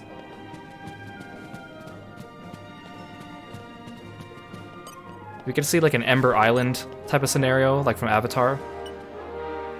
Ladies and gentlemen, thank you for joining us here today. Ooh, do we? But yeah, how can Pandoria tell Morag's nails are perfect because she wears gloves all the time? That's a very good question. Hope you enjoy performance of Uriah Goes to War. This is gonna be so much fun. Gosh, Rex, your outfit's so distracting in the dark. Are we the only ones watching? Where did we I don't know. Queen Rakura, think time has come to go to war with more Ardain. What, you guys aren't even in costume, come on. This is most sudden, War Minister. My lady. I mean, I know they're trying to make it sound like she's like giving a flat delivery of the lines, but that's honestly how everyone talks in the game normally. It's like very flat delivery of lines. Wow, you're great, Nia. Shut it, you. I didn't ask to take part in this farce. Ahem! This not sudden, your majesty. We preparing for war ever since more Ardain take occupation of Gormott. Are you just making up political facts now, Tora? That seems like a bad idea. Then the preparations are complete. Preparations go steady for a long time, but we can quickly make complete. More Ardain soon try to conquer other countries aside from Gormott. I think Morag's not watching this. We cannot allow ambitions to succeed. Must start war at earliest possibility. Great, Tora's trying to start a war by making a play about it. I see. So be it then. Let us make war. Wait 1 moment, please. You have concerns, High Minister? Titan of more Ardain quickly becoming so barren, crops cannot be grown. Meanwhile, we have rich soil, producing much delicious grom rice. Why bother with war when more Ardain collapse on its own from famine? Oh, Poppy, you conniving. A valid question. No! If we wait, more Ardain just conquer more territories like Gormott. Honestly, like, more Ardain conquered Gormott, and Uriah doesn't have another area of conquered land, so land-wise they're at a disadvantage. With new territories, more Ardain becomes still greater threat. But I guess they did agree to maybe split Gormott in two after that incident with Nile. Even if more Ardain Titan collapse completely, it would still be difficult to defeat whole Empire. There's no need to be hasty. More Ardain still not have enough territory or supplies to properly provide for own people. Gormott alone not enough to support whole of Ardanian population. In other words, more prudent to wait for more Ardain to grow weaker before attacking. Your argument is compelling. That not happen today or tomorrow, though. No, might take many decades to happen, or even centuries. We cannot allow more Ardain threat to remain longer than necessary. What a boring play you wrote, Tora. That's quite true, but now is not time to rush into things. War preparation may be in progress, but still not in optimal condition. This was a good opportunity to have a very humorous heart-to-heart here, but... Oh, this argument never ends. Your Majesty must make final decision. You'll need to decide. Your Majesty is Queen of Uriah. And as usual, the town music in the background is so loud you could barely hear the voices. Oh yeah, right. Let's go to war, let's wait a little longer. Honestly waited longer, but honestly, let's just go to war. Let's go to war. Wanna see what happens. Was that not on the script? What now? Did you both forget your lines? Script of Uriah Goes to War. End here. No more lines to say. Wait, the play just ends? Thank you for coming today, everyone. That was so boring. I see. By showing this play to the children, you'll get them to think for themselves about whether Uriah should go to war. You're overthinking this, Gramps. That's quite clever, actually. All the children watching this are probably just gonna say go to war because kids, right? It's a difficult question. I can see the kids having split opinions too. You're thinking too highly of them. You forced me to take part in this thing, and then it just ends like that. This is so not satisfying. That's it. Tora and Poppy production complete.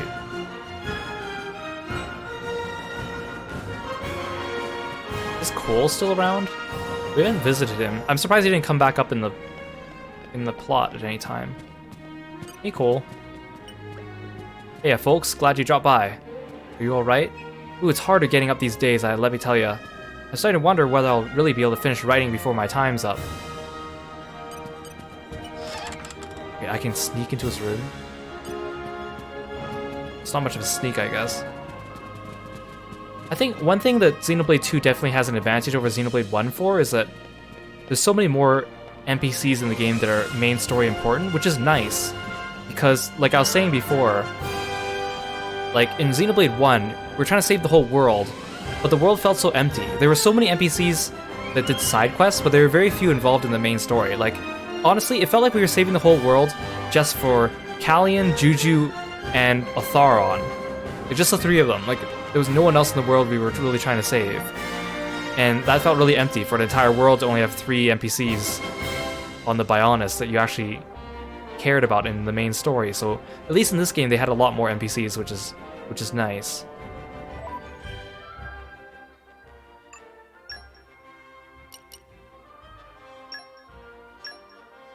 Okay. So there's no more heart-to-hearts here. None here. None here. And none there. Good. More Ardain. Oh, there's one by the inn. Oh, I think this one's the hot spring scene for the guys, I think. I hope so. We only saw the girls enter the hot spring in the main story. And even then, that was before we got Morag, Bridget, or Pandoria. So, shall we? Look at all the textures loading in. There we go.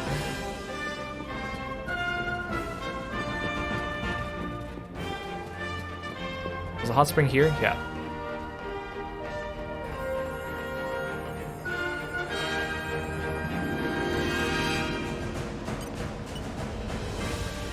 How Tora missed hot springs. This bring back memories of first time we stay in Moradane. The water here is great, right? Just melted the weariness away. Thanks for redeeming the sleepless redeem, Aru. Oh, fun frog fact. Yes, of course, we'll do another fun frog fact. Let's see, which frog fact should we do today? Or, secondly, today?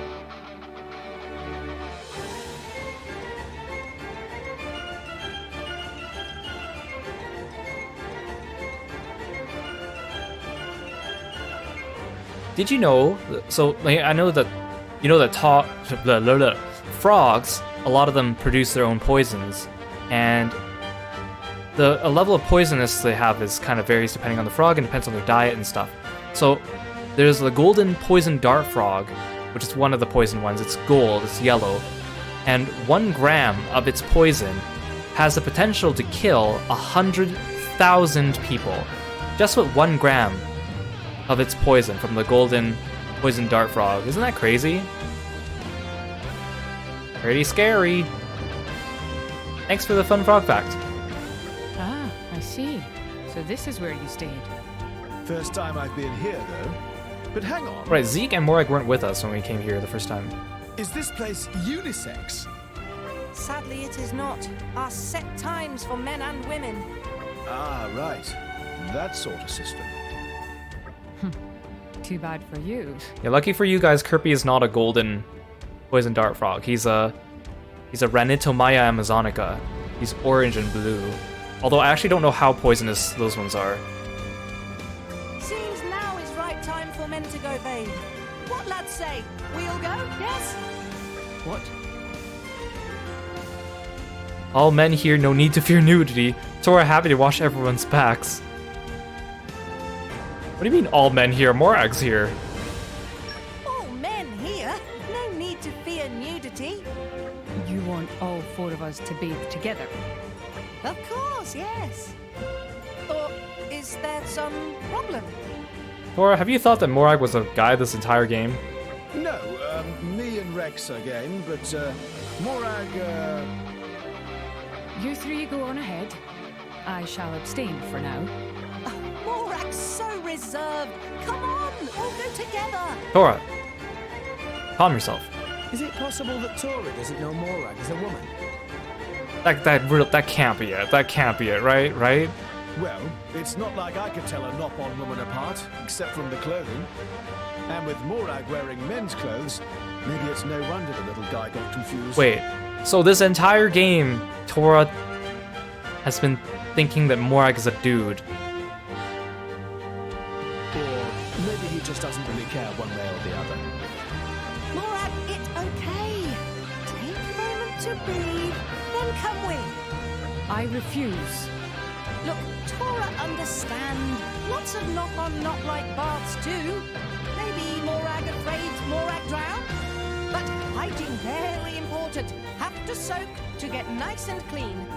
I do like water, and I am not filthy. But on this matter, I will not budge. Oh, how friend Morag be so stubborn, with hot spring right before eyes? Come on, Morag. Drop clothes like man and jump in hot spring. Tora not have all day. Oh my gosh, Morag's gonna kick his ass.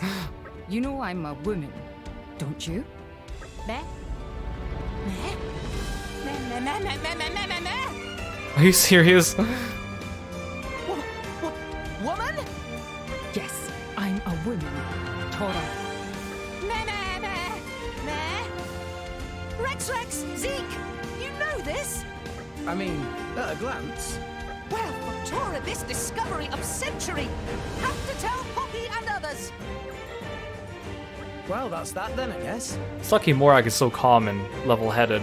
My, I did not expect this when I woke up today.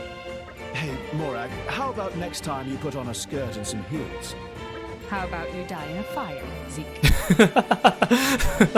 I love how she says that so straight-laced. I love Morag. Rub-a-dub-dub. Well, that was an interesting heart-to-heart. I'm glad we did that one. Okay, we're done in Alba Cavendish. Oh, there's one up here.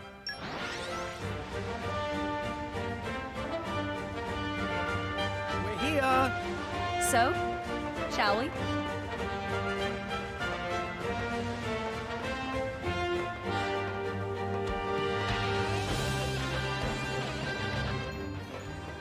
I've never actually walked over here before.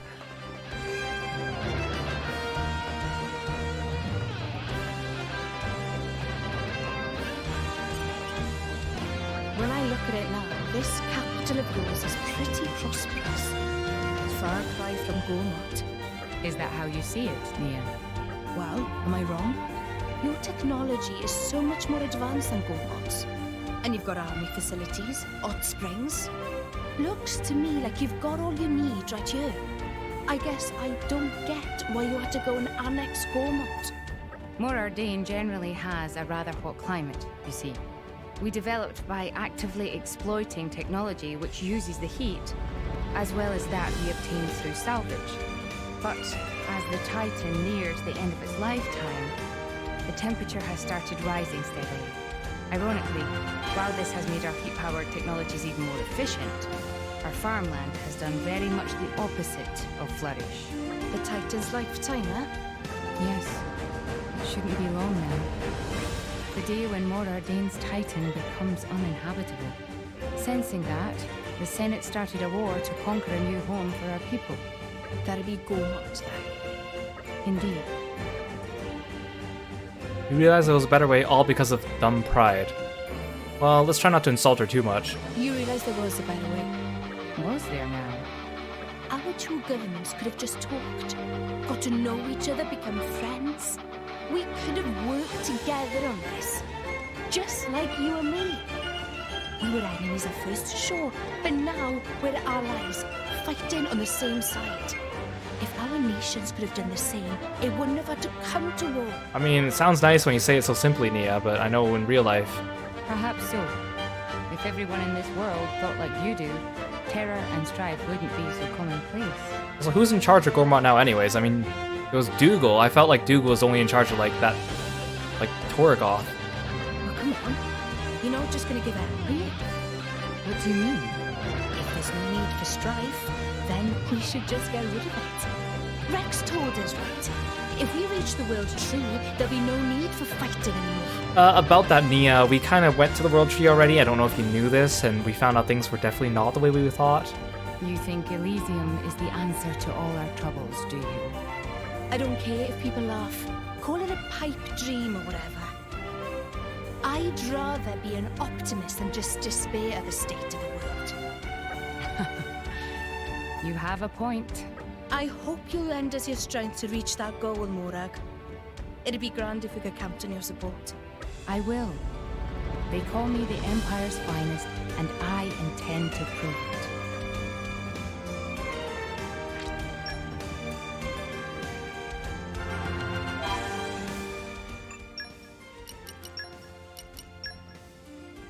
Okay, no heart-to-hearts here. None there. Oh, what? There's a heart-to-heart in the factory? Interesting. Didn't expect one here. Interesting. This game doesn't actually have too many, like, dungeons.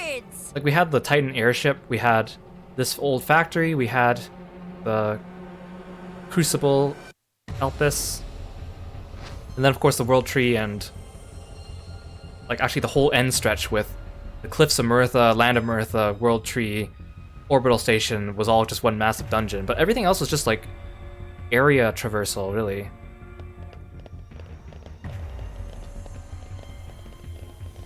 God, this place is a pain in the butt to navigate. Oh, it's just in here. Nice. Hey, Tora, what's up? You look a little bit spaced out looking at the view like that. Oh, Rex. Tora was just thinking about when they captured Dadapon. Right. Oh, come to think of it, this was the place where he had to create all those artificial blades. Dadapon always was a bit of a scaredy-pon. Shy. Couldn't do bad thing even when needed to do bad thing. Also, like, again, where has Susu been this entire time if he's been alive? He's just been hanging back? What happened to Dadapon was... Tora? How could they make him make so many rubbish blades? Tora cannot imagine how bitter it was for Dadapon. Huh? Hang on a moment, Tora. What is it, Rex? I thought you were sad because your dad... your dad, he got captured. No, not that. Dadapon happy whenever working. Dadapon loved his work very much. Really? Really. Just look at Lila and Rosa. Dadapon's knock-onality is written all over them. Ah, yeah, it really comes through. But these new generic ones, no spirit, no verve. Maybe most important things for artificial blade. So he's just angry that the generic artificial blades aren't wearing, like, maid outfits. Is that what you're saying, Tora? Something wrong, Rex? No, just... passion sure and high in your family. Why, of course! Spirit of adventure like air we breathe. What kind of person was Susu? What kind of person was Tachizo? Let's do Susu. What kind of person was Susu? Susu? My Grandpipon? Poppy interested too. Tell us, Master Pie. Oh, hi, Poppy. Where'd you come from? Why'd you change to your cutie pie version? Honestly, Tora not remember much about Grandpipon. Oh. Grandpipon always locked away in lab all by self. Susu make lots of experiments and research? No, usually look at photo books of blades. Are you sure the photo books he was looking at were of blades, Tora? Grandpipon real stickler for appearance and mannerisms of creations. Grandpipon really hung up on details. What kind of details, Tora? This not sound very scientific, Master Pawn. On contrary, because of Grandpipon's book looking, Poppy is blade she is today. Grampypon worked very hard to get style and poise just right. He had to perfect Ether Furnace to make his dreams real. Other detail Grampypon liked is self-destruct feature and hidden devices. Yeah, Poppy Buster has a self-destruct for her level 4 special. Grampypon always hunched over plans, snickering to self. To little Tora, looked very much like crazy mad scientist. But I guess when he invented the Ether Furnace, his drive and passion paid off. There's a lot of talent in your family, Tora. No doubt about it. Poppy's a walking testament to his genius. Poppy experiencing very complex emotion right now. Oh, just ends there, okay. Like, I like the humorous heart-to-hearts, and if they're not humorous, at least they seem to build character or lore. They're like the skits in Tales, except the Tales skits are better and more numerous and easier to access. I feel like the fact that we have to go back through all these places to find the heart-to-hearts after the requirements are unlocked is a little bit annoying. At least it's better than Xenoblade 1, where we literally couldn't do any of the heart-to-hearts because we never had enough affinity because we always use the same party. And you always encounter them in the game during times when you can't access them. I'm glad they increased that design at least, but...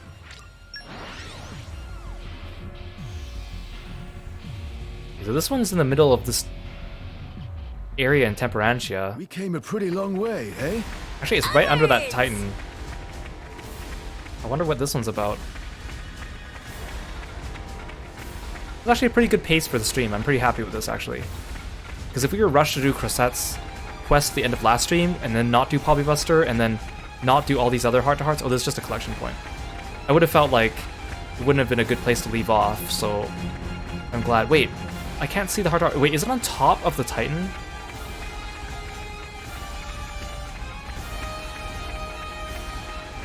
Can I climb this dude?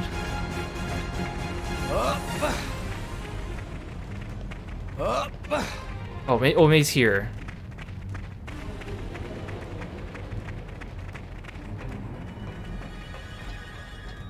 Where does this go? Oh, there's like a ledge up here.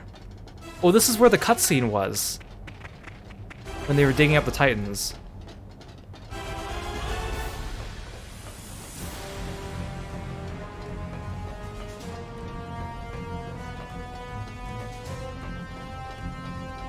So many stairs.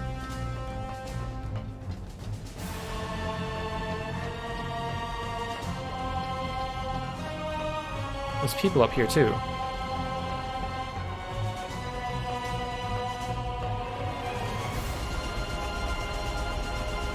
Random, like, laborers sitting down here. Poor guy. Morag, is our Danian army still digging up Aishma? No.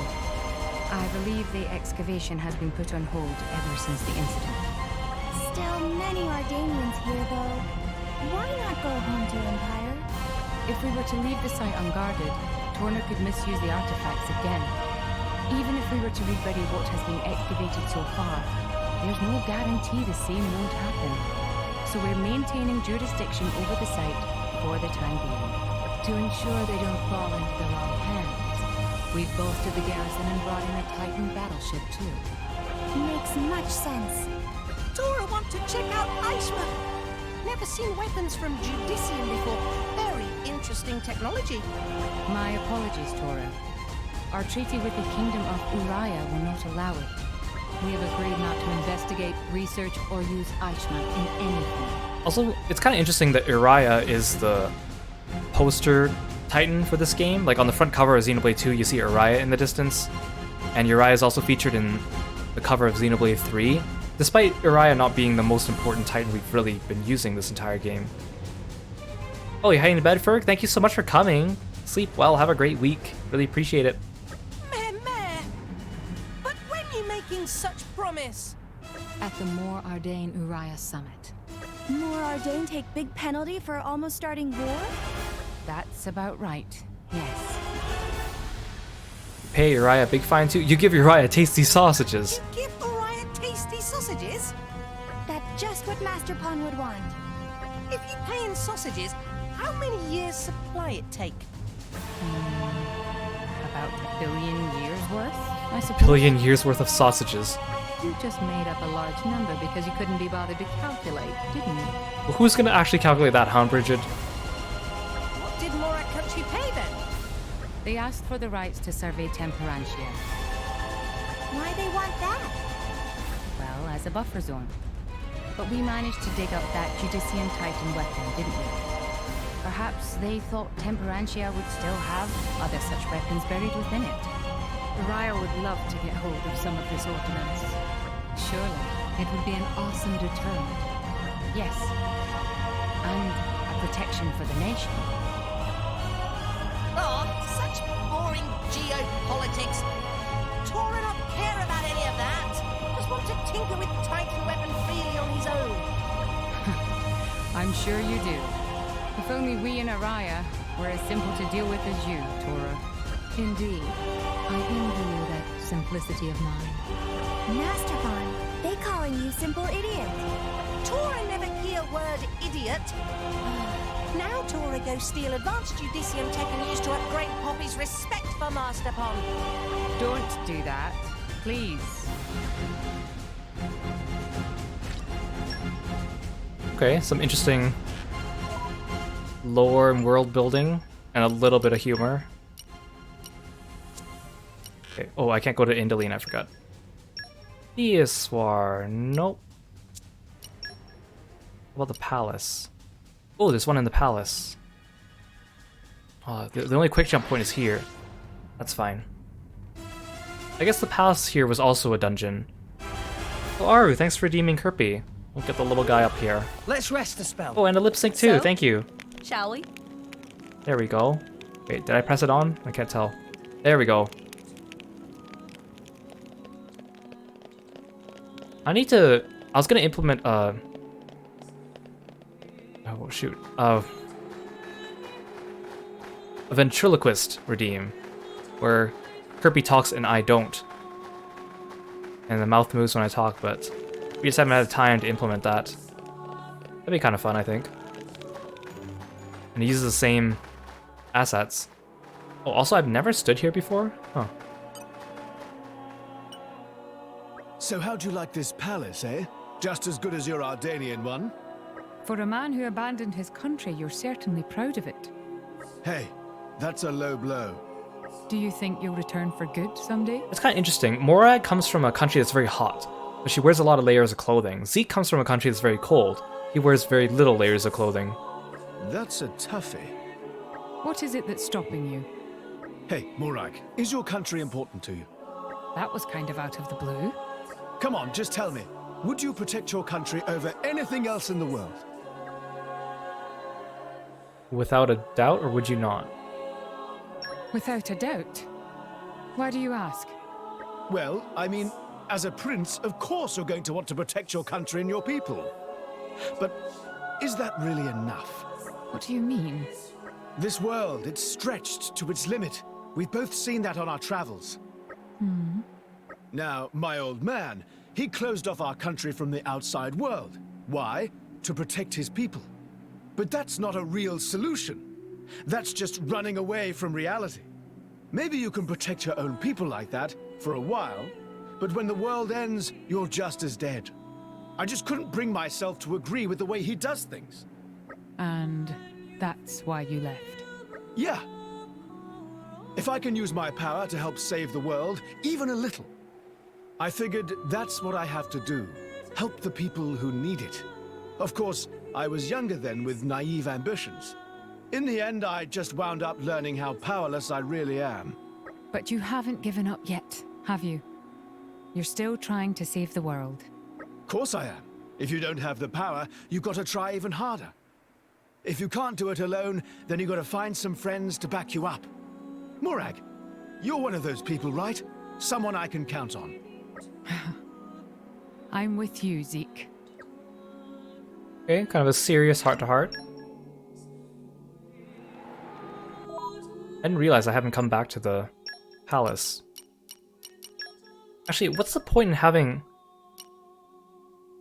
a location marker here when there's one right here? It just seems weird how they space them out sometimes. I don't think there's any heart-to-hearts out here. We already did the one with Turters out here. Good, there's none down here. I hate the lower levels. It's scary.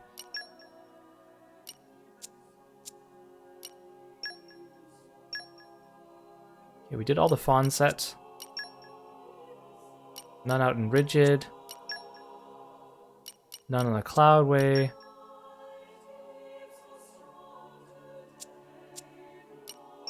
Yeah, I know there's some in the Spirit Crucible. Well, there's one, I saw it. Can I get there from here? Hey, Light, welcome to the stream. Hope you've been doing well. My day's been going well, thank you. Onwards! Oh, jeez, there's another big dude. Oh, he's only level 46. We're fine. Oh, thanks for redeeming a stretch. Let's straighten on my back. Stretch my arms. You at home, you should do that too. Fix your posture. Thank you so much for the stretch redeem. Hey, Gramps. You were protecting this place for years and years, right? That I was. 500 of them, in fact. But all that time, I was a kid in Fonset.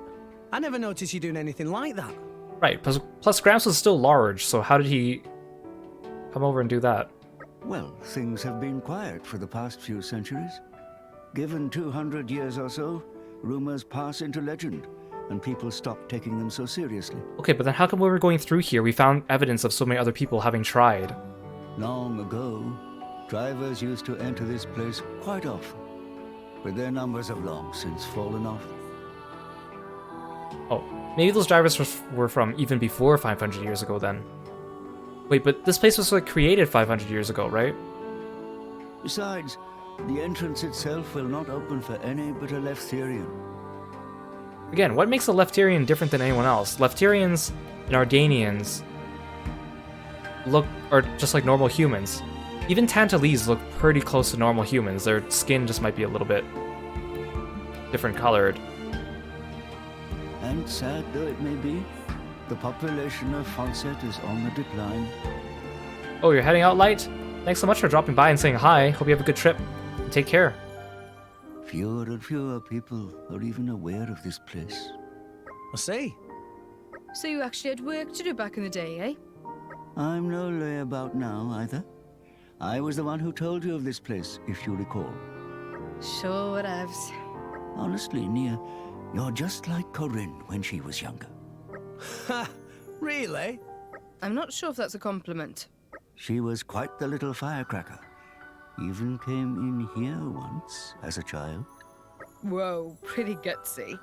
Though she turned back upon reaching the bridge, she must have sensed that this was a place to be feared. Okay, except, yeah, I totally agree, because when I reached the bridge too, that's where I died, because that's where all the level, like, 40 giant flying fish come in and attack you. So yes, I definitely could understand her turning back at the bridge. It's protected by the village's guardian spirit, after all. Anyone in Fonset would know it's not a place to enter lightly. To fear and to respect are two sides of the same coin, you know. The people of Fonset understand the importance of this place on an instinctive level. Only thanks to you, Gramps, or how outsiders feel. Let's thank him. Only thanks to you, Gramps. You've been protecting this place for centuries, right? Again, I still don't buy the story about him protecting the place, because he's just been traveling around with Rex on his back, and he's too big to come over here unless he like hovers over the place, which makes it less inconspicuous. I think it's probably thanks to you that the villagers have such powerful respect for the village guardian. Yeah, you can't have respect without someone to keep it alive. If it were not for the Titan Azurda, this place may truly have been forgotten by the world completely. But we kind of wanted it to be forgotten, right? Well, I don't think anyone's put it to me quite like that before. You've done good these past 500 years. Yeah. Good job, Gramps. Oh, he's all timid. More than anything, at times like this, I just feel thankful that I'm able to travel with you all in this form. Yeah, I'm glad you didn't die at the beginning of the game, Gramps. If I'd remained in my old body, I might never have come here and heard those words. I thought you were going to say something profound, not just bask in the praise. Good Gramps.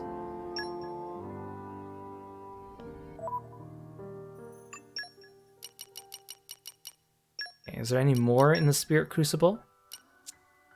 Wait. No. This place was such a pain to traverse too. Oh, there's more. Considering that it looks like it's small, and then you go through it and you're like, this is a big dungeon. It's a pain in the butt because you can't use Where do we go from here? blades very well and all that, yada yada yada.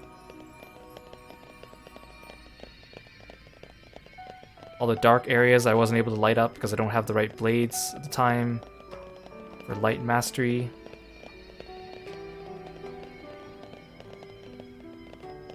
Well, this is where we fought the phantoms. Ooh, there's a chest, I see it. Up. Huh. Treasure acquired. I have so many core crystals. I'm so tempted to roll them and get those last couple blades I'm missing, but again, the smart decision would be to save it in case I ever come back to this game and do a new game. Plus, to get all the Torna blades. Is there a chest on that side too? I don't see one. Wait, what's this? Open up! Let's clear this up quick. Erasing. Opening protocol engaged. I'm on it. I've got it all under control. Archive match I have a pretty good setup It with is these good blades, to dwell on the past with their from skills time to actually. time. Pretty much anything except for water and ice, I can open up without needing to rearrange my party. You're all mine. Oh, pouch expansion kit. I have 3 pouch expansion kits. There's 6 of them in total in the game. Or... yeah, there's 6 of them in total, because I think they leave you one for Vandam as well, for the limited time you use him. Because if I go to my pouch here, at the bottom there's a button X for expand. I just haven't used it because I don't really use my pouches that much. And when I do, I only need 1 item in it because I'm a miser.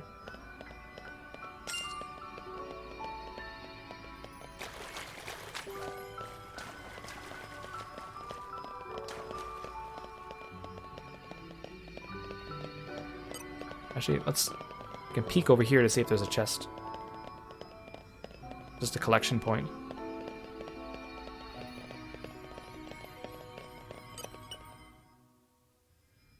These ruins are quite remarkable.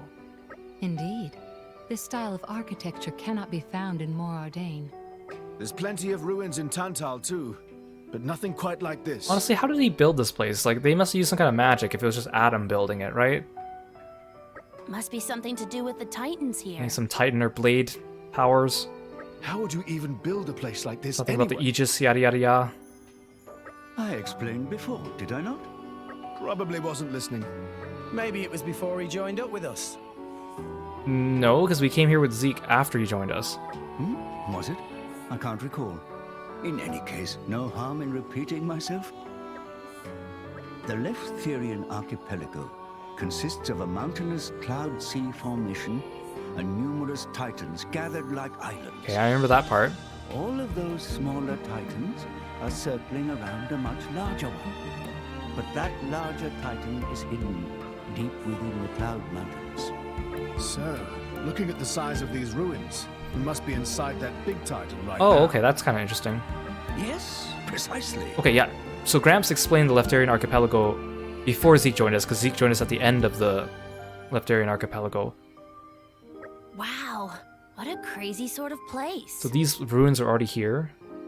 That doesn't answer the question of how anyone made all this, though. Yes, exactly, Rex. Thank you for speaking my mind. I mean, I doubt they carried all this rock through the village guardian. Perhaps it was built before this large titan submerged itself in the cloud sea. Ah, that'd make sense. So back on the surface, it was just like any other titan. So I wonder if we get to visit this titan in Torn of the Golden Country. Then, at some point, those cloud mountains formed around it, creating the archipelago we know today. Yes, that would explain how this place came to be. But even so, it would be very difficult to build structures of this size today. Indeed. We have neither the labor forces required, nor sufficient land available. I doubt Morardain, Uriah, or Tantal could construct something like this in today's climate. Pandy, when I die, you don't have to build a monument this grand for me, okay? I'm gonna be gone as soon as you are, you know. Besides, I don't think you need a gravestone. A snowman'll do for you. You die and then someone makes a snowman for you instead of a gravestone. Where am I being buried? Theoswa rear gate? Though a snowman does sound pretty nice. You're fine with that? Anyway, while we're talking about graves... What a morbid question. What's your grave gonna be, Rex or Morag? Kinda wanna ask both. Rex. Where's your grave gonna be, Rex? My grave? I guess I've never thought about it. You're still pretty young after all. You calling me old? I guess I'd probably like to be buried alongside my parents in Fonse. That's kind of what I figured he'd say. Darn it, I should have asked Morag. I don't know about that. Hey guys, we've already been to Elpis. Or no, sorry, I thought he said Elysium. Yeah, I wouldn't want to be buried in Elpis. No one would be able to come and pay their respects. Yeah, this place is so big and empty. You die of loneliness. That's a recipe for a ghost. After he's already dead? I think I'd rather stay close to the people I love. Though it's still pretty weird to think about. Well, that's a nice way of looking at it. Honestly, I don't think I would want a gravestone. I'd just be cremated and scattered somewhere, you know? Better for the environment, too. These gravestones are expensive and land is getting limited.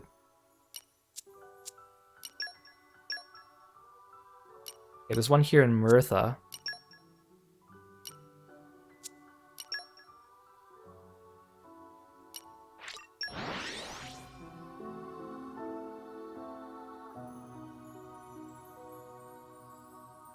Also put my sleeves back on. Trouble.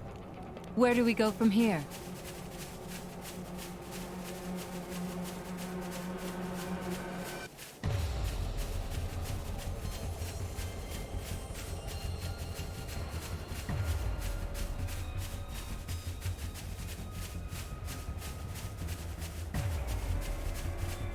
I've tread this area so many times because of how many times we died in this place. Stupid birds. So there you are, Morag. Is something wrong? No, not at all. I've just been thinking. Any particular worries? It's just... my brother. Emperor Nile. Is he okay? I'm... concerned he'll wear himself out. The Emperor is quite young, isn't he? Yes. The weight of responsibility is a heavy burden for someone his age. Have you two spoken recently? Well, as Special Inquisitor, I sent him reports almost daily. No, I mean... just... talk. Like siblings do. Chat about family stuff. Things like that. Talk like siblings do. It may shock you, but neither me nor the Emperor are great at small talk. Don't overthink it. You can talk about anything, so long as it's not work. You should just go drop in. The Emperor is a very busy person. Engaging in idle chit-chat with me, that would be a waste of his time. Surely he'd be happy to see his big sis. Surely even the great Emperor Nile would be happy to see his big sis.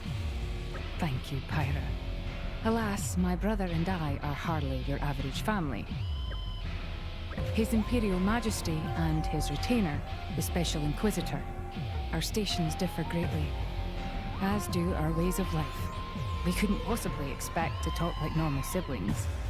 Oh, give me a break. You think your stations trump your relationship as brother and sister? Hi, Mithra. Mithra, when did you... I couldn't listen to you anymore. You're family, aren't you? You and Emperor Nile? Emperor or not, he's your brother, first and foremost. What more is there to think about? Even so, it has been a long time since we've acted as siblings. Look at me and Pyra.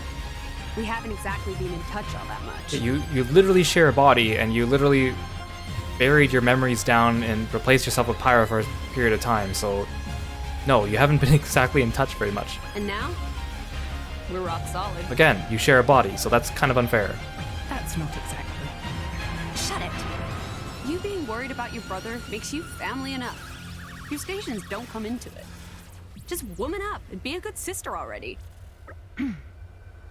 Maybe you're right. Of course I'm right, obviously. Just enjoy some time with your little bro and spoil him rotten. That's it. Very well. Then I will strive to be the sister Niall deserves. You better be ready the next time you two meet. I will. I promise. Finally, we've made some progress. You and Rex both get so stuck in your heads. It's infuriating. Thanks for the pep talk, Mithra. You're very welcome. That's kind of nice. Actually, I'm curious, because we saw that heart-to-heart, of course, at the inn, with Tora mistaking Morag for a man. I wonder how consistent they are with that joke throughout the game. Like, is there never any instance in time? Because, I mean, Tora speaks, like, in Nopon talk, so he generally doesn't use pronouns, he uses, like, their names. So I don't think he would slip up and say, and refer to Morag as a he in a cutscene. But there's so many times where the other characters in the party say Morag and she, her in the same sentence, and Tora's around to hear it. Is he just not paying attention? I mean, it's probably a hard running joke to keep. They'd have to, like, consciously make an effort throughout the entire game to make sure they don't slip up on that one. Or maybe it's just a time thing. Maybe it's like that hot spring heart-to-heart is just assumed to happen before a certain time in the game, and then afterwards it's like anachronistically incorrect or something like that. Who knows? Not gonna go find out. That's why I was so surprised they made that joke, just because I was like, that's a long time for him to be making that mistake.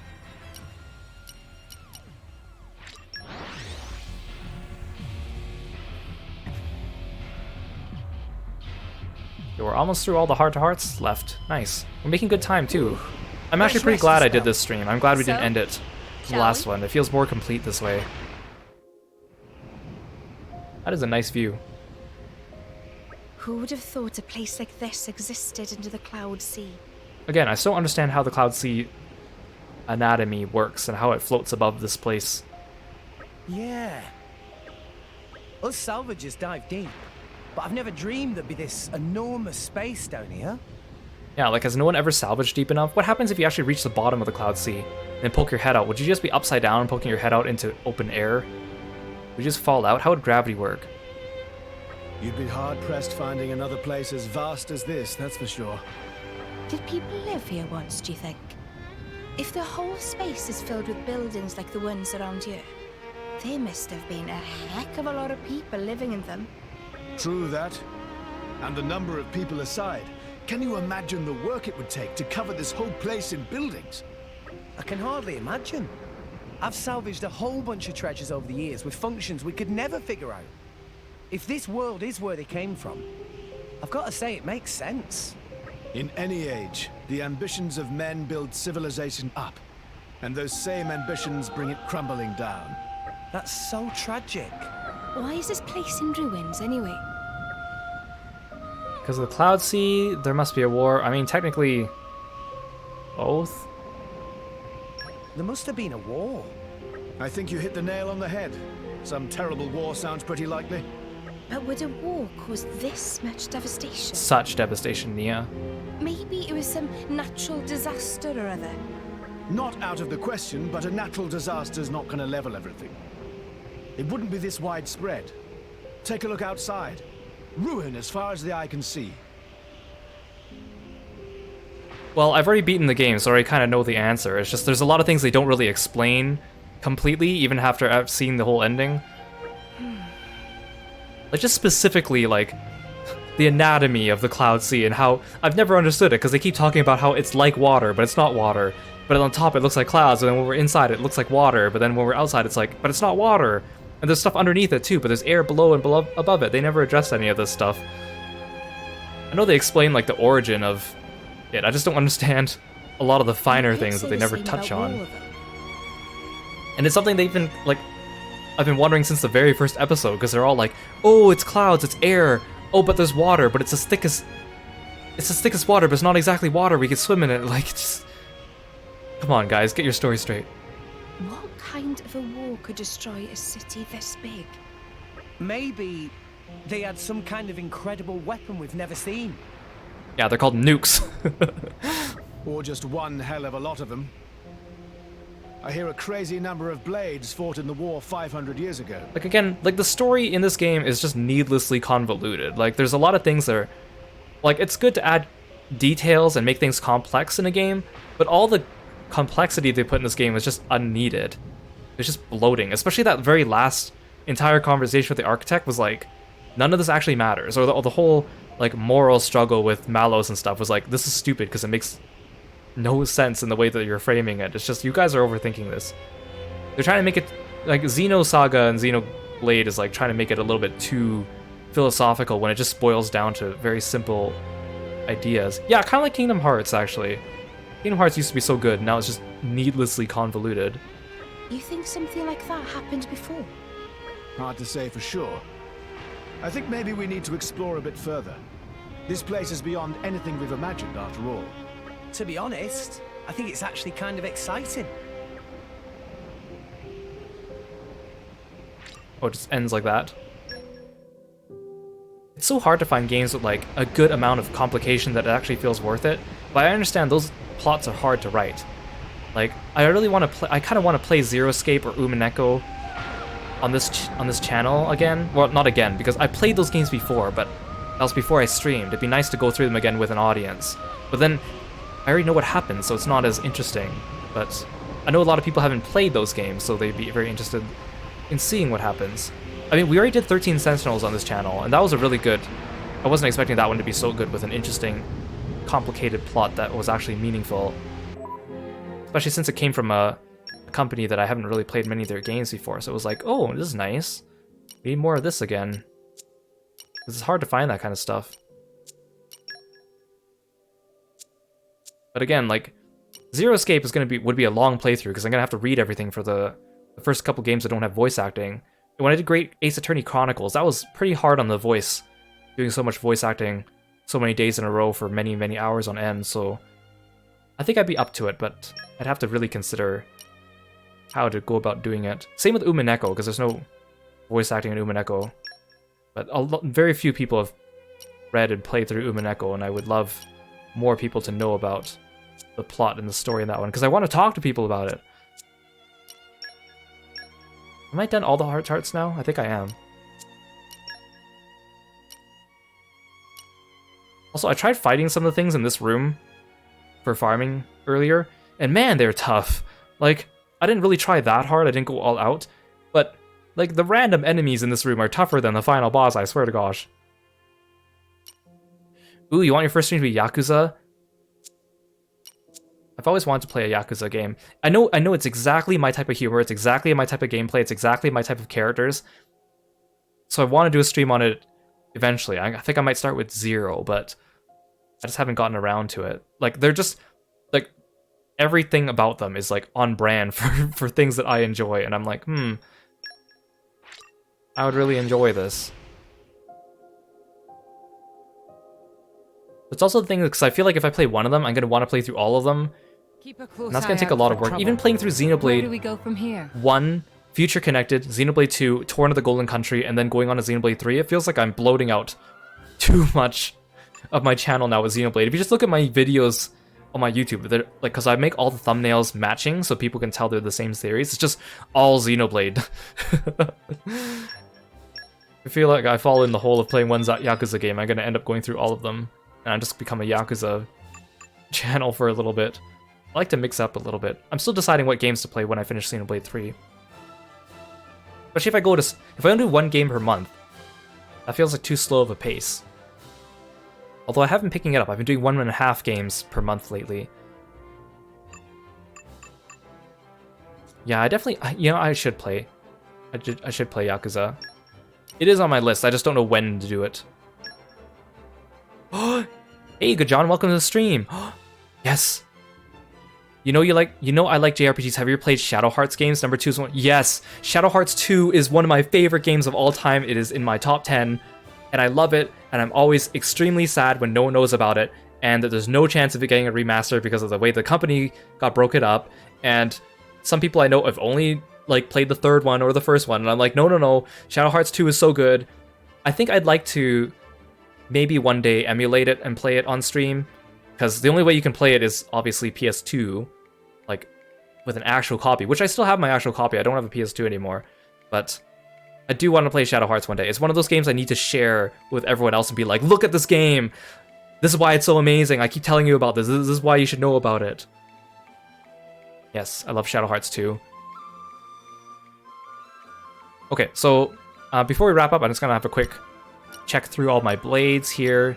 So we pretty much got almost all the ones in the base game aside from New Game Plus, which is quite surprising.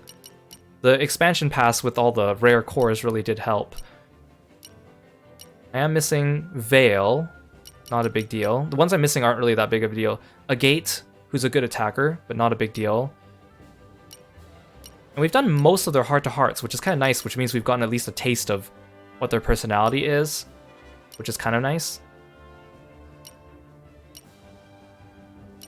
I wish we found out more about Azami, because I do like her. This is Ursula, good healer for Nia.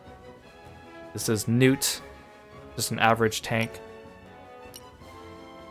I mean, it's kind of neat that they did this, but also I still don't like the fact that this game is a gacha system. I just noticed Adenine's wristbands are literal books with holes in them. It does look jarring, though, when everyone has different art, just like a gacha game tends to do. I'm still surprised I got Cosmos, but I'm very happy about that. She's like the hardest one that people get. Oh, I already did Telos and Cosmos' Blade quests.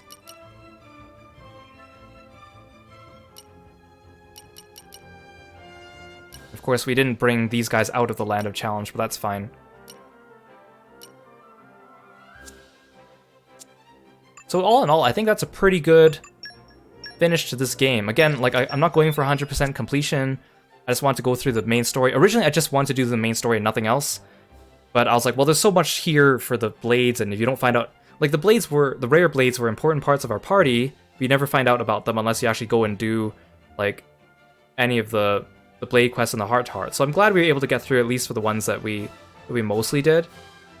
Yeah, I did the secret quest for Cosmos and Telos as well. So I'm pretty satisfied with the ending of this. I'm glad that we took the time to do an extra stream so we can get through Poppy Buster like we did today, and finish up Crosette, and saw Florin's heart-to-heart, and all the other random heart-to-hearts that were still on the field that I didn't get to.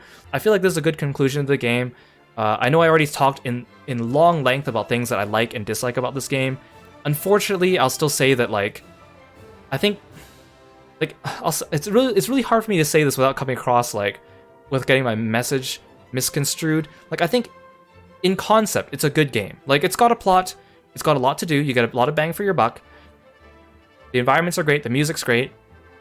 There's just so many little quality of life things that really take you out of it and just make the game frustrating. Like, the battle system is not really great, it could be fine-tuned. It's very complicated in a way that's kind of annoyingly complicated, because you have to, like, figure out stuff outside of the game or look up guides.